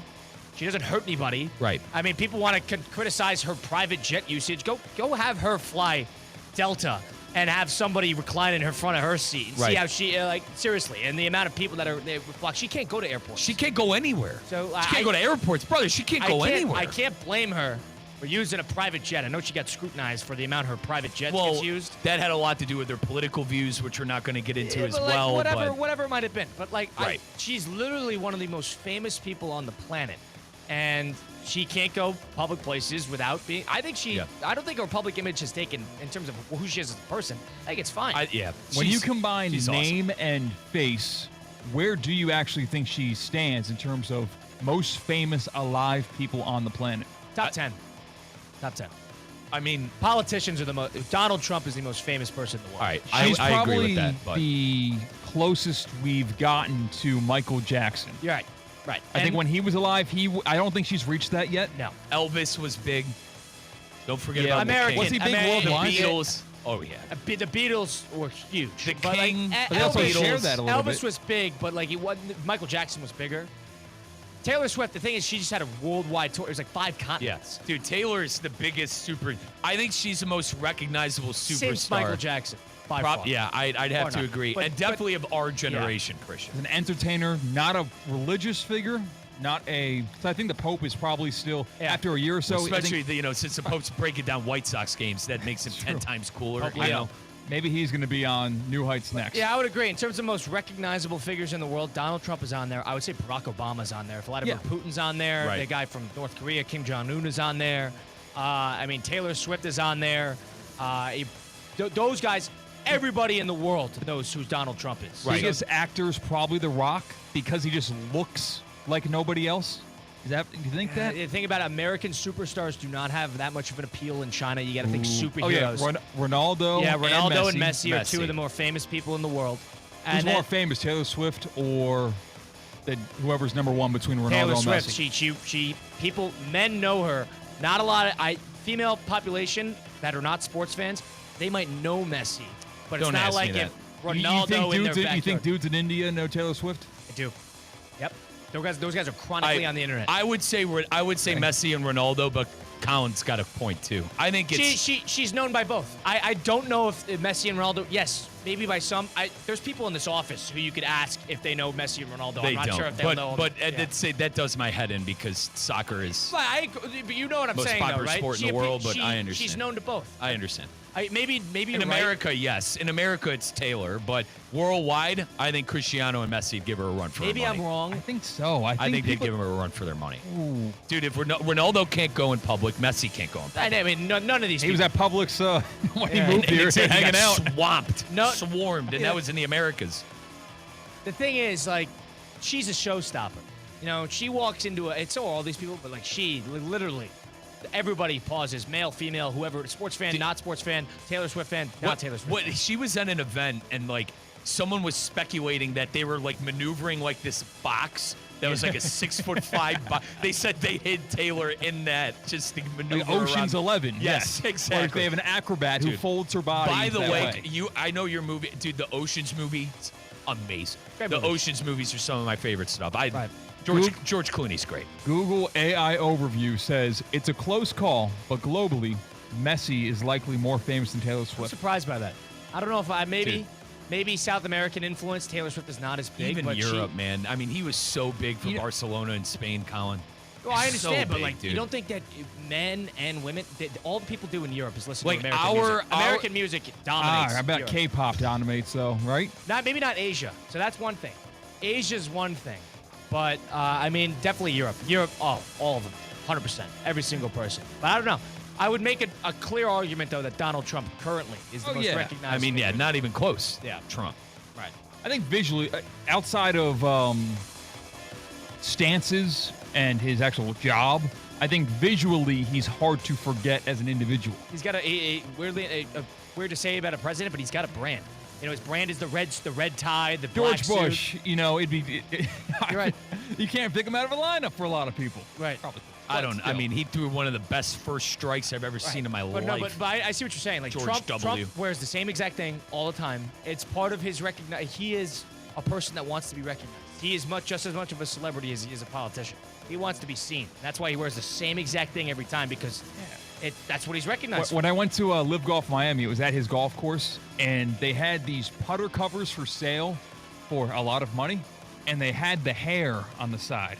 Like they had the hair on the front. Hair, yeah, that is part of, like, weirdly enough, it's crazy to say it about a politician. His brand. That's it. That's true. Number two. Number 2. Hey, I haven't talked about Travis Kelce enough, so I'm going to do it again. Did you see this? British GQ. America's sweetheart is Travis Kelce. He is on the cover of GQ, and they have him posing in the water with like a reflective vest on as a construction worker. He's got this, what's a fur coat over his body. Is Travis Kelce America's sweetheart? And if he is not, who is truly America's sweetheart? Not him. You can go to just another guy. You can go to another gal. Who is America's sweetheart? I don't even know where I'd go with this answer. I don't really have one in mind. Because, like, you're talking about somebody. All right, I got that's one. protected. I got one. Sydney Sweeney is America's sweetheart. No, she's Too new on the block. heavily scrutinized, too, within the media. Heavily. Yeah. Sydney Sweeney Are you is confusing America's her with sweetheart. Sabrina Carpenter? No. You got to talk about people that don't get. She's being called a really bad word right now. Sydney Sweeney is the American woman, no? No. That's a different thing. Your sweetheart is different. Sweetheart is somebody that's protected amongst the people. You know, that's like a child. You have like a it's maternal Taylor type. Swift, no? There's Then an if answer to that- that. if There's that- people that hate her, but If that's all right, if that's the criteria, it's Taylor that's Swift. where my mind went. It's Taylor All right, Swift. so we're going to go back to AI. Qualities of America's sweetheart: wholesomeness and relatability. Okay. All right, sorry. Yeah, it's Sydney Yeah, Sweeney. Bazongas doesn't really get in the list. Sorry, buddy. Charm and a pleasant demeanor. Public perception of being that's the biggest good one. That's or the- kind. That's the biggest one. And innocence or naivety works too. John Cena. John Cena could be America's sweetheart. John Cena. John Cena, I think. Make-A-Wish, he's got everybody beat by about like double. The guy satisfies more Make-A-Wishes than anybody else in the history of the program. John Cena's America's sweetheart. And people feel bad for him for how things went with his now ex-wife, Nikki Bella. Yeah, and I heard the whole thing with the WWE didn't even work. It's almost hard to see him as a negative figure. Exactly, because he's yes. too positive. He turned from heel, right? Yeah, back to being a babyface. But it almost didn't work, right? Because it's almost you don't buy it. It's not his shtick. In the end of the day, it's not his shtick. I can listen to that. I don't want to hear your wrestling opinion, Mike. You can guys can have different shticks, as you call them. It's not his That's what shtick. makes a very good character, right? That's a But good answer. But I agree. I like that. I think we should roll with that. John Cena. Johnson. Number 3. I'm with you there. I didn't think of that. Christian, you don't exactly like shtick? You don't like that word? Now, well, I don't like it being used for wrestling. Keanu Reeves. And I don't like the. Keanu Reeves is Fair another enough. Keanu Reeves I don't is think another he's. Yeah, he is well known. I just don't like the Matrix. I stopped at 30 minutes in. But everybody so. knows he's a You don't like the most Matrix? rock solid guy in the world. Everybody knows. Do you like the Matrix? Yeah, good movie. Great movie. Yeah. Anyway. Dated, didn't age well for me. Didn't enjoy it. Came out after Lord of the Rings, but Lord of the Rings looks better. So you don't like Keanu's shtick of Lord of the Rings action came out movies before. and John Wick? No. Okay. Number 3. Let's go to baseball, where more history is made. This time, the polar bear in the box, bottom of the third inning, runner on first base. Mets up by 2 on the brink of history, and history he made. Pete drives one to deep right center field, headed back toward the wall. It's out of here! Out of here! Pete Alonso stands alone. The polar bear on his own private iceberg. Pete Alonso, the most prolific home run hitter in New York Mets history. Pete Alonso now has the most home runs in Mets history. That's what Cohen meant when he said prolific home run hitter. 253. He then hit another one later that night in the Mets win, where they ran out of pyro because of how many home runs that they were hitting. When you saw that happened, how did it make you feel? What was your opinion on it with Pete Alonso? Because I have my first reaction. So, Kyle, quickly, they need that because that team stinks right now. But, I mean, I'm happy. Remember, they weren't going to re-sign him? That's where I went. They weren't going to re-sign him. And then they obviously figured out a deal with him. But, like, this is one of the more beloved Mets players since, what, David Wright? Maybe Jose Reyes? Like, bad person, but yeah. You understand what I'm saying, though? Like, this is... My uncle went to a birthday party for children that Jose Reyes' kids were at, so Uncle Rob saw him on Long Island. By the way, I didn't know Jose Reyes was a bad person. Bad person. Okay, anyway. Like definitive or alleged bad person? Pretty definitive. Pretty definitive. Okay, I'll take your word on that. But Christian, one of the best Mets to put on the jersey. I was very surprised when they almost didn't re-sign him. My mind went to the exact same place as Mike. I heard certain people talking about how the number is insignificant. It's not a big number. It's like the third lowest among major league teams for a franchise leader to have in home run totals. If you're making a big deal about that, yeah, if you can't celebrate, then when can you celebrate? Are we supposed to wait till he breaks Hank Aaron's number? Like, when are we supposed to celebrate his home run total? That's one thing. But I lean on the side of Mike. They were not going to re-sign him. They made him come back for pennies on the dollar. They did not give him a multi-year extension. And now he's sort of in a play-for-it year. I lean on the side of, like, now you're changing your tune. And you know that tonight they're doing, like, a come early for a big ceremony for Pete Alonso. When the team just lost, 13 of their last 19. They stink, dude. Like, they've done a bad job. I agree, it's a little stupid, but in the middle of the MLB regular season, I guess you got to take your wins when you get them. I lean on the side that, yes, you should have some sort of a congratulatory moment, but on the same token, like, you are not going to resign this guy. Now, all of a sudden, he's Mr. Met. That, to me, is a little stupid. Yep. 253 is such a small amount. I don't know how much. It is, and to put things in perspective, the Mets are like inside the top 5 as the most notable franchises in baseball. Can I be honest, though? The guards, my team, we got lucky having Jim Thome at 337 because Jose Ramirez is 276. Like, we would only be a couple of steps ahead of the Mets. But, yeah, that is a small number for a New York team. I can't lie. That's insane. That is a small number. They've never been a home run hitting team. Never. But what I'm saying is, like, I feel like the Diamondbacks probably wouldn't be that high because they haven't been around for a long time. You know what? When did the Mets, and this is going to, my ignorance, when did the Mets become a team? The 60s, 70s? 61, I want to say, yeah. Like, some of these teams have been around since the 1800s. So, like, they got stats going back a long way. And how about that, too, baseball guy? I pride myself being a baseball guy. Granted, a lot of those players that have those records are players that played, post-60s. But I understand what you're saying. Jim Thome, Hall of Fame, The thing about the Mets is they haven't been the type to have the ownership to keep players around that long term, number one. Number two, they just never been a home run hitting team. Though they've always been a timely hitting team. It's been a different era for the Mets. But I agree. Insignificant number. But celebrate when he gets to 500. That's the number that matters. Right. It's literally another 10 years, but I understand. Okay, I mean, Rome wasn't built in a day. A prolific Met wasn't built in a day. And if your thing is hitting home runs, you get to the 500 mark.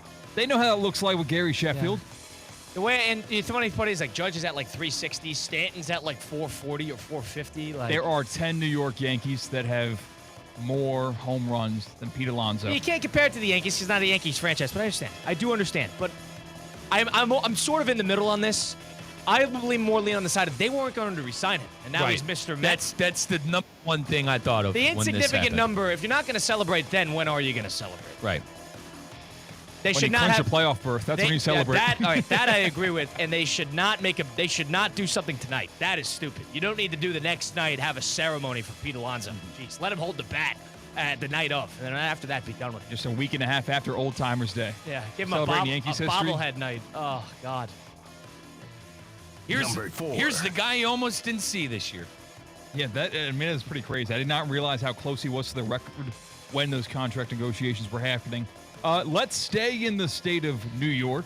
Let's go to the gridiron because a big signing this morning. The Buffalo Bills have inked running back James Cook to a 4-year, $48 million extension, $30 million guaranteed. It's the most a running back has received in the last 5 years.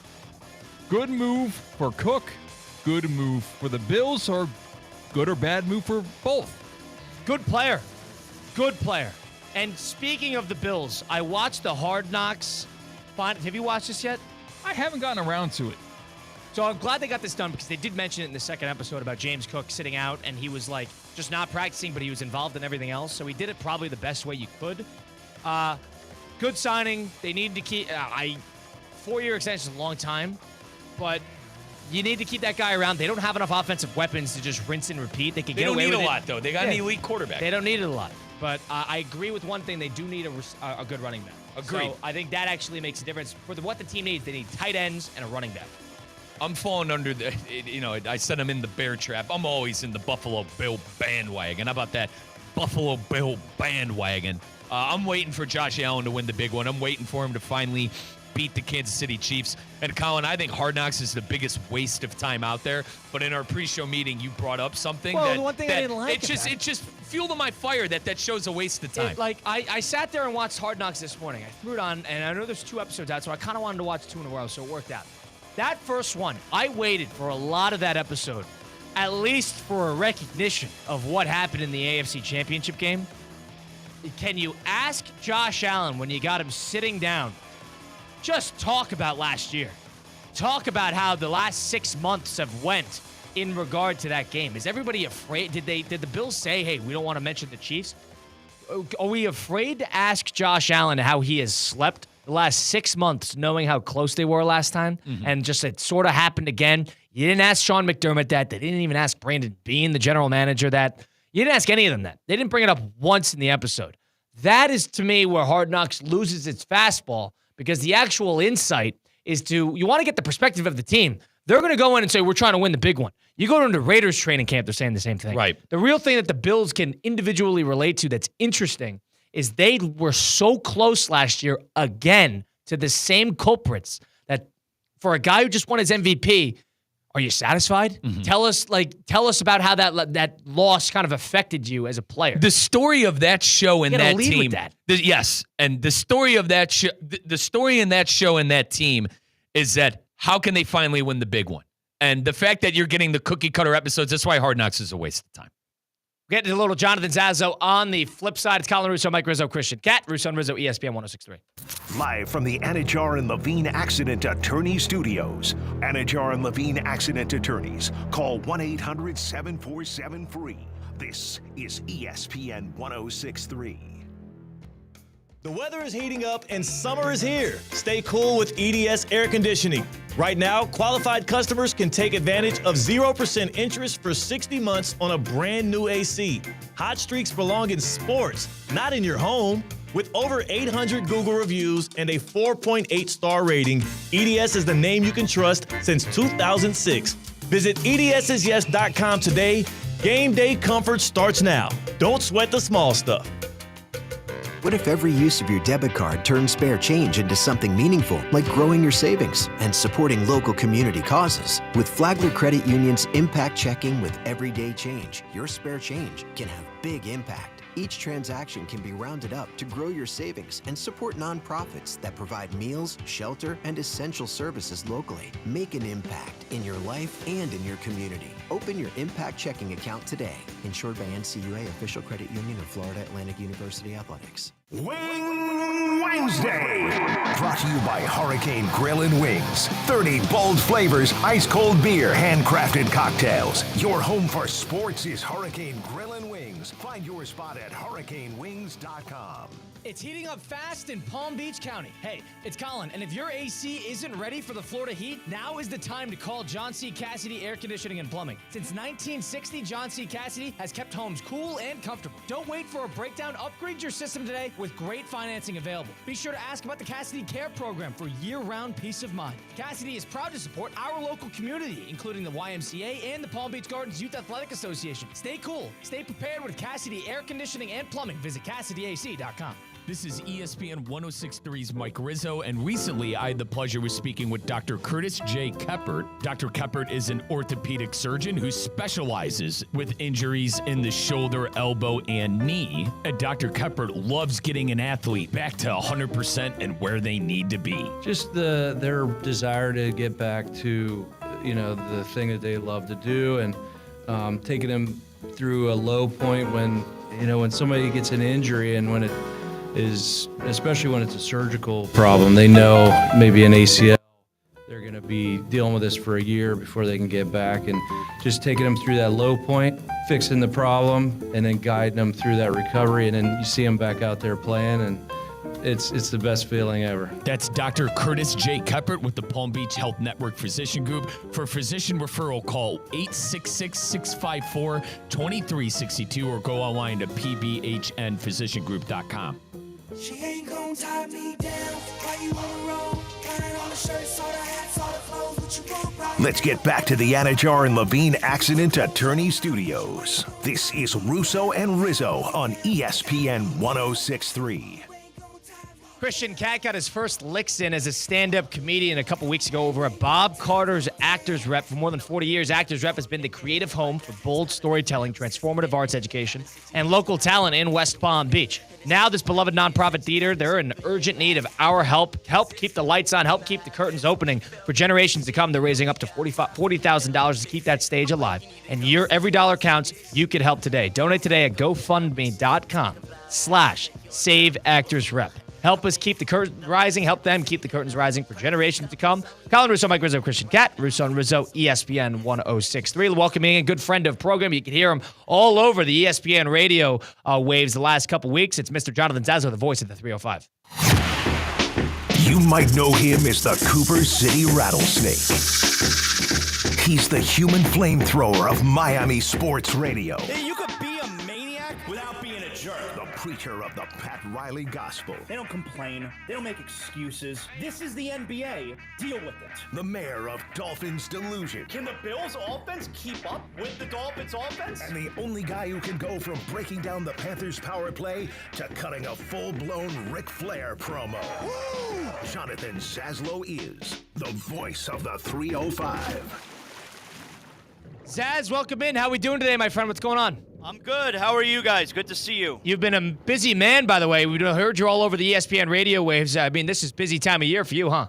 It is. It's going to pick up real soon. We're a couple weeks away. We begin to travel for all of the football. But yeah, between every day for the last few weeks. Yeah, about a month I've been doing noon to 3 on ESPN Radio. And, Rich Eisen is taking over that slot soon. So I got a few more days in that slot. You'll be able to hear me. And, away we go with their new football schedule. Good stuff, Zaz. Now, let's stay in Miami for a second. I want to get your thoughts on this. Chop Robinson seems to be okay. He was carted off the field today, but an injury at training camp. Don't want to read too far into that specifically, but the Dolphins have suffered a number of injuries. Mike and I talked about it a little bit last week. There were scuffles at Bears joint practice. We didn't know how that went. Dolphins caught a temperature check from you after the initial reports of the last couple weeks being sort of up and down. What's your read on what's going down over at Hard Rock? I think this team has a sneaky chance to be one of the worst teams in the league. It feels like I know Mike McDaniel, because you had Lions players today who gave their thoughts on the joint practice about the Dolphins, and they said negative things about them. And then Mike McDaniel responded with the whole, this is part of just noise and chatter around the team. Well, also last week in the joint practice with the Bears, you had Bears players who were pretty loud about how unprofessional the Dolphins were. You had there was a fight in the joint practice last week. No, not between the Dolphins and Bears. There was a fight among the Dolphins' defensive players, and Mike McDaniel had to run in and try and break up the fight. Sometimes there's too much noise around your team heading into the season. And this feels like one of those instances where there's a reason why we keep hearing this stuff, and that's because this team is going to be lousy. Now, Zaz, one thing to add on to that. We talked about it a little bit. McDaniel, bad season all of a sudden. You're saying maybe one of the worst teams in the league. Do we start to think about cutting the cord? I know it's not Dolphin style. People think he's protected with Chris Greer and the ownership and everything. At what point do we start to look internally at what needs to change? Well, I don't think there would be a scenario where the coach would get fired mid-season. I mean, that's not the way Stephen Ross does business, No. But if this team misses the playoffs again, and if it's ugly, which I think it kind of already is ugly, it's going back to last season, the end of last season with Tyreek Hill.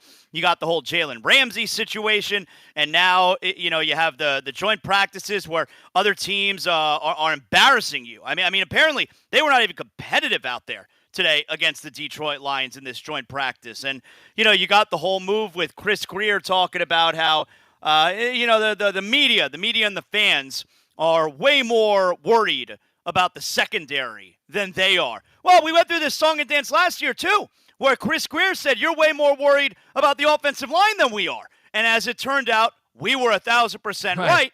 And they decided to address the offensive line this time around. That remains to be seen if that's going to wind up being the case. But if this team, if it's ugly, if they miss the playoffs, I would absolutely expect Mike McDaniel to be out of here. And if that's the case, how many times are you going to allow Chris Greer to pick the head coach?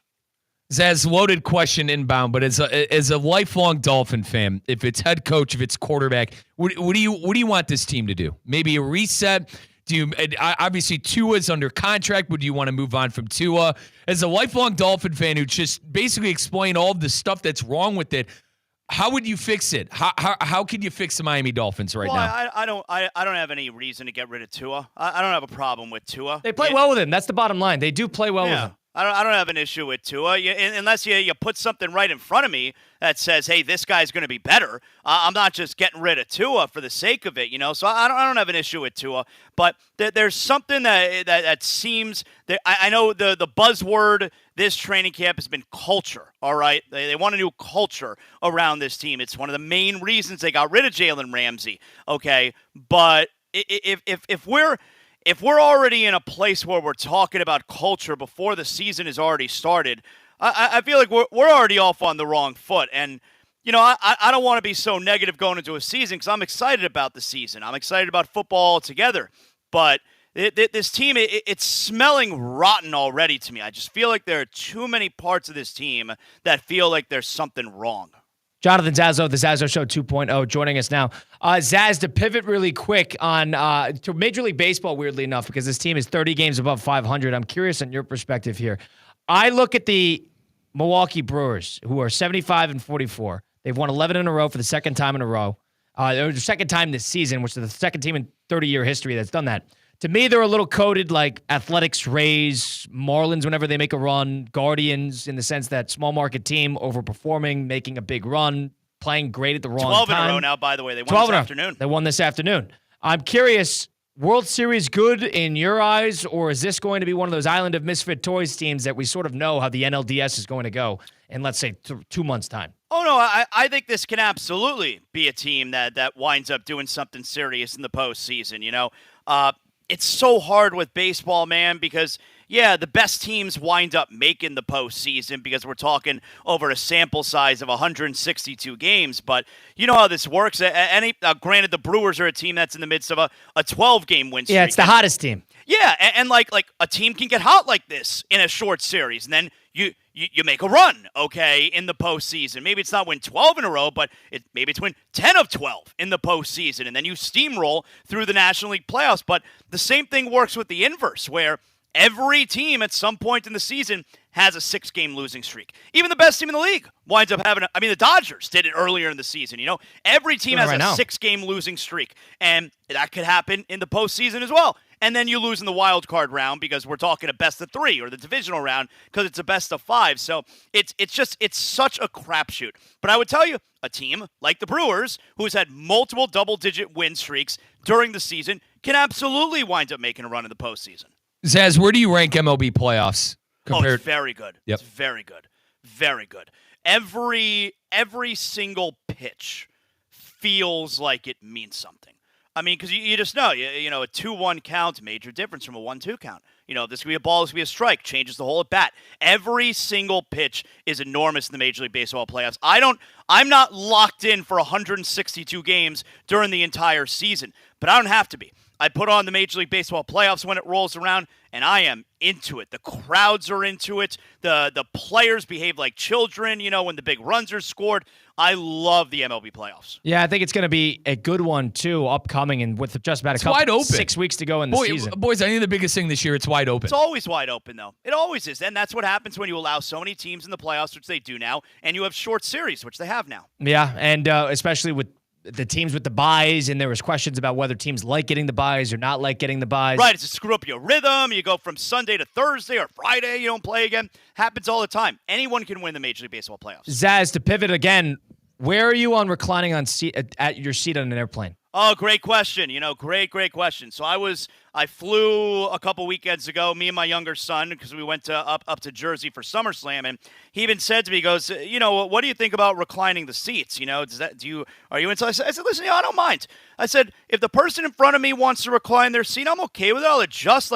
I hope they don't just jerk it back and then my drink spills, but I'll adjust. I got no problem. I don't normally recline my seat because I can't fall asleep on the plane. So there's no need for me to do it. But the person in front of me, they want to get a little bit more comfortable. I don't have an issue with it. I find I'm very easygoing at the airport. People, and I know air travel can be frustrating. It could be exhausting. It could ruin your plans if it doesn't go right. But I feel like people are they get very upset at they get triggered at any little thing at the airport. I just go with the flow, man. I'm pretty easy at the airport. I got no problem. Zaz, you sound like someone on this show. I said the exact same thing. I don't care. You did actually say, Mike did actually just say the exact Literally, same thing. I said the exact same thing. Word for word. I don't care. Do what you want. I lean on the other side. I think it's inconsiderate. I do. I think the fact that you don't do it, whether you think you can get rest or not, the reason you don't do it is partially because you don't want to inconvenience the person behind you. Am I right or wrong? No, because I think it's okay to the recline doesn't go in. It's what are you getting 2 inches out of it? It's not inches. It is enough to bother people. That's the truth. It should. My opinion is it shouldn't bother Correct. people the way that it doesn't bother me. But I'll tell you, man, people get all riled up at the airport. You go through the TSA, and then they want to pat you down for whatever reason. You want to pat me down? Pat me down. Come on over here. It's not that big a deal.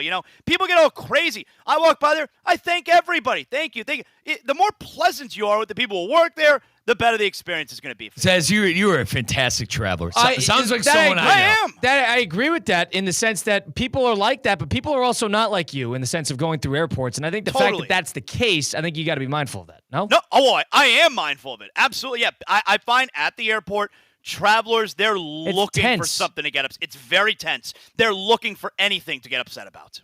Last thing, Zaz, are you tired of talking Shedeur and Jerry Jones yet? I'm tired of the Jerry Jones. I'm not tired of the Shedeur. Okay. I feel like the Shedeur situation is interesting. I think it's fun. He's trying to go out there and win a job. The Jerry stuff is just we all know the way this ends. Was it last season? I think it was last season. Last season where 2 hours before kickoff, Dak Prescott got the contract.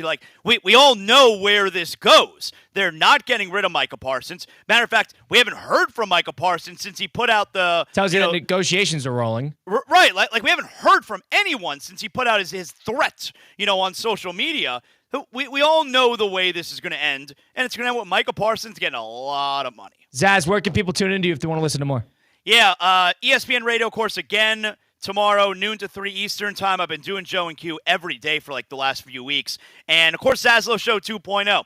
everywhere you get your podcast. Just search Zaslow Show 2.0, and we cover everything 305, everything Miami related, and every episode is presented by Anajar and Levine Accident Attorneys, 800-747-FREE.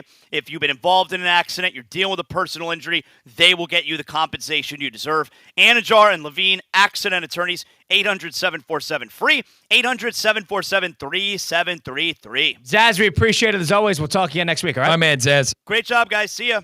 Jonathan Zazo, you can hear him all over the ESPN radio waves and also on the Zazo Show 2.0. College football around the corner, and what that means, bowl season, the 2025 Boca Raton Bowl. It's kicking off its 12th season this year. Tuesday, December 23rd, mark your calendars. That's Tuesday, December 23rd at 2 p.m. over at Flagler Credit Union Stadium down in Boca in FAU. The game's going to air on ESPN. It's going to have two of the biggest and best teams from the group of five that will battle it out for their shot at the title. More information at BocaRatonBowl.com. Follow along on Twitter at Boca Bowl and Facebook.com/Boca Bowl for more updates. The 2025 Boca Raton Bowl, Tuesday, December 23rd at FAU Stadium. Colin Russo, Mike Rizzo, Christian Cat. Closing out the program on a flip side, Wednesday edition, ESPN 106.3.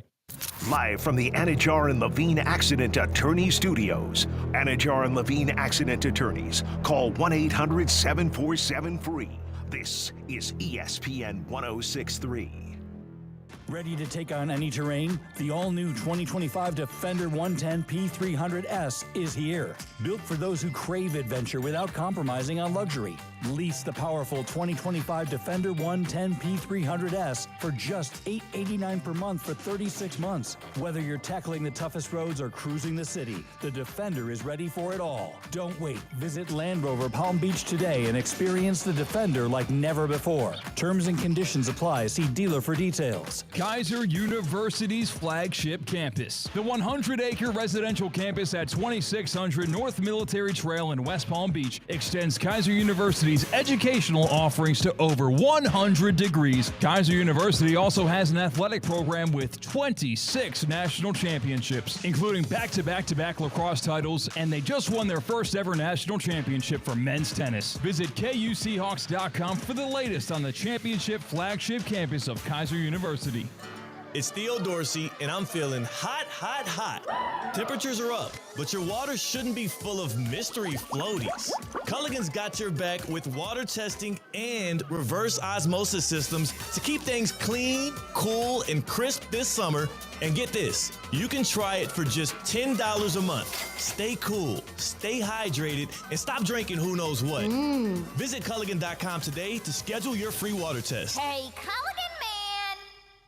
Want to accelerate your career as a manager or executive in the exciting industry of sports? Florida Atlantic University's MBA in Sport Management program is ranked #1 in Florida and 10th in the world. Students learn practical and applied skills from top faculty and experts who work in the industry. With a 94% placement rate for all grads, the full-time MBA program sets students up for success in the world of sports. Check out Florida Atlantic University's MBA in Sport Management program today by going to business.fau.edu. The pink smoke is taking over South Florida. Listen to Lionel Messi, Luis Suarez, Sergio Busquets, and Jordi Alba and Inter Miami in their pursuit of an MLS Cup all season long right here on ESPN 106.3. Messi, left foot, in on Guzan, tips it up and over, it's a goal! Lionel Messi is on the board! Listen to it all on the Deportes Radio FC app, brought to you by PNC Bank, Audi, and Lytle, Ryder, Smith, Ivy, and Frauenrath. Attention, if you or anyone in your family has ever had any type of credit problem, stop what you're doing and listen closely. Greenway Kia of West Palm Beach is hosting a credit clinic today and tomorrow. Local bank representatives are on site and ready to offer special approvals to consumers who meet a few simple requirements. If you have a job bringing home just $350 a week, the credit clinic at Greenway Kia of West Palm Beach wants to approve you and get you driving home in a brand new Kia today. That's right. If you've got a job bringing home $350 weekly, Greenway Kia wants to say yes today. So what are you waiting for? Don't miss the credit clinic, happening only today and tomorrow at Greenway Kia of West Palm Beach. Visit greenwaykiawestpalmbeach.com for more details. We want to see ya in a Greenway Kia. Credit affects down payment and approval terms. It's heating up fast in Palm Beach County. Hey, it's Colin, and if your AC isn't ready for the Florida heat, now is the time to call John C. Cassidy Air Conditioning and Plumbing. Since 1960, John C. Cassidy has kept homes cool and comfortable. Don't wait for a breakdown. Upgrade your system today with great financing available. Be sure to ask about the Cassidy Care Program for year-round peace of mind. Cassidy is proud to support our local community, including the YMCA and the Palm Beach Gardens Youth Athletic Association. Stay cool. Stay prepared with Cassidy Air Conditioning and Plumbing. Visit CassidyAC.com.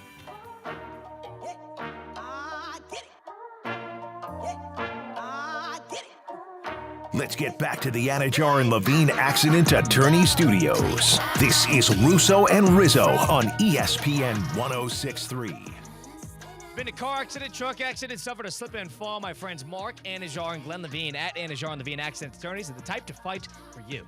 I know with Anajar and Levine, they got my back. They can get yours too. They don't even charge you unless you win. They work tirelessly to get you the maximum compensation that you deserve. Don't settle for just any attorney. Demand Anajar and Levine today because that's the Anajar and Levine difference. All it takes is one phone call. Take back control of your life. Don't wait. Call for that free consultation now. That's 1-800-747-FREE. 1-800-747-3733. Take back control now with Anajar and Levine. Got a problem. Go ahead. What's the problem? Going to the movies tonight. Okay. A movie? Going to the movies to see a movie. What are you seeing?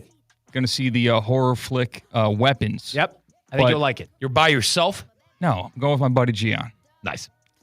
And I forgot a hoodie or a jacket or anything to wrap my tall boy Arizona iced teas in that I like to bring with me inside the movie theater. Can I just wear a backpack? You think I get away with that? Yes. Really? Yep. All right, good. Oh, that is a thing of the past, I think.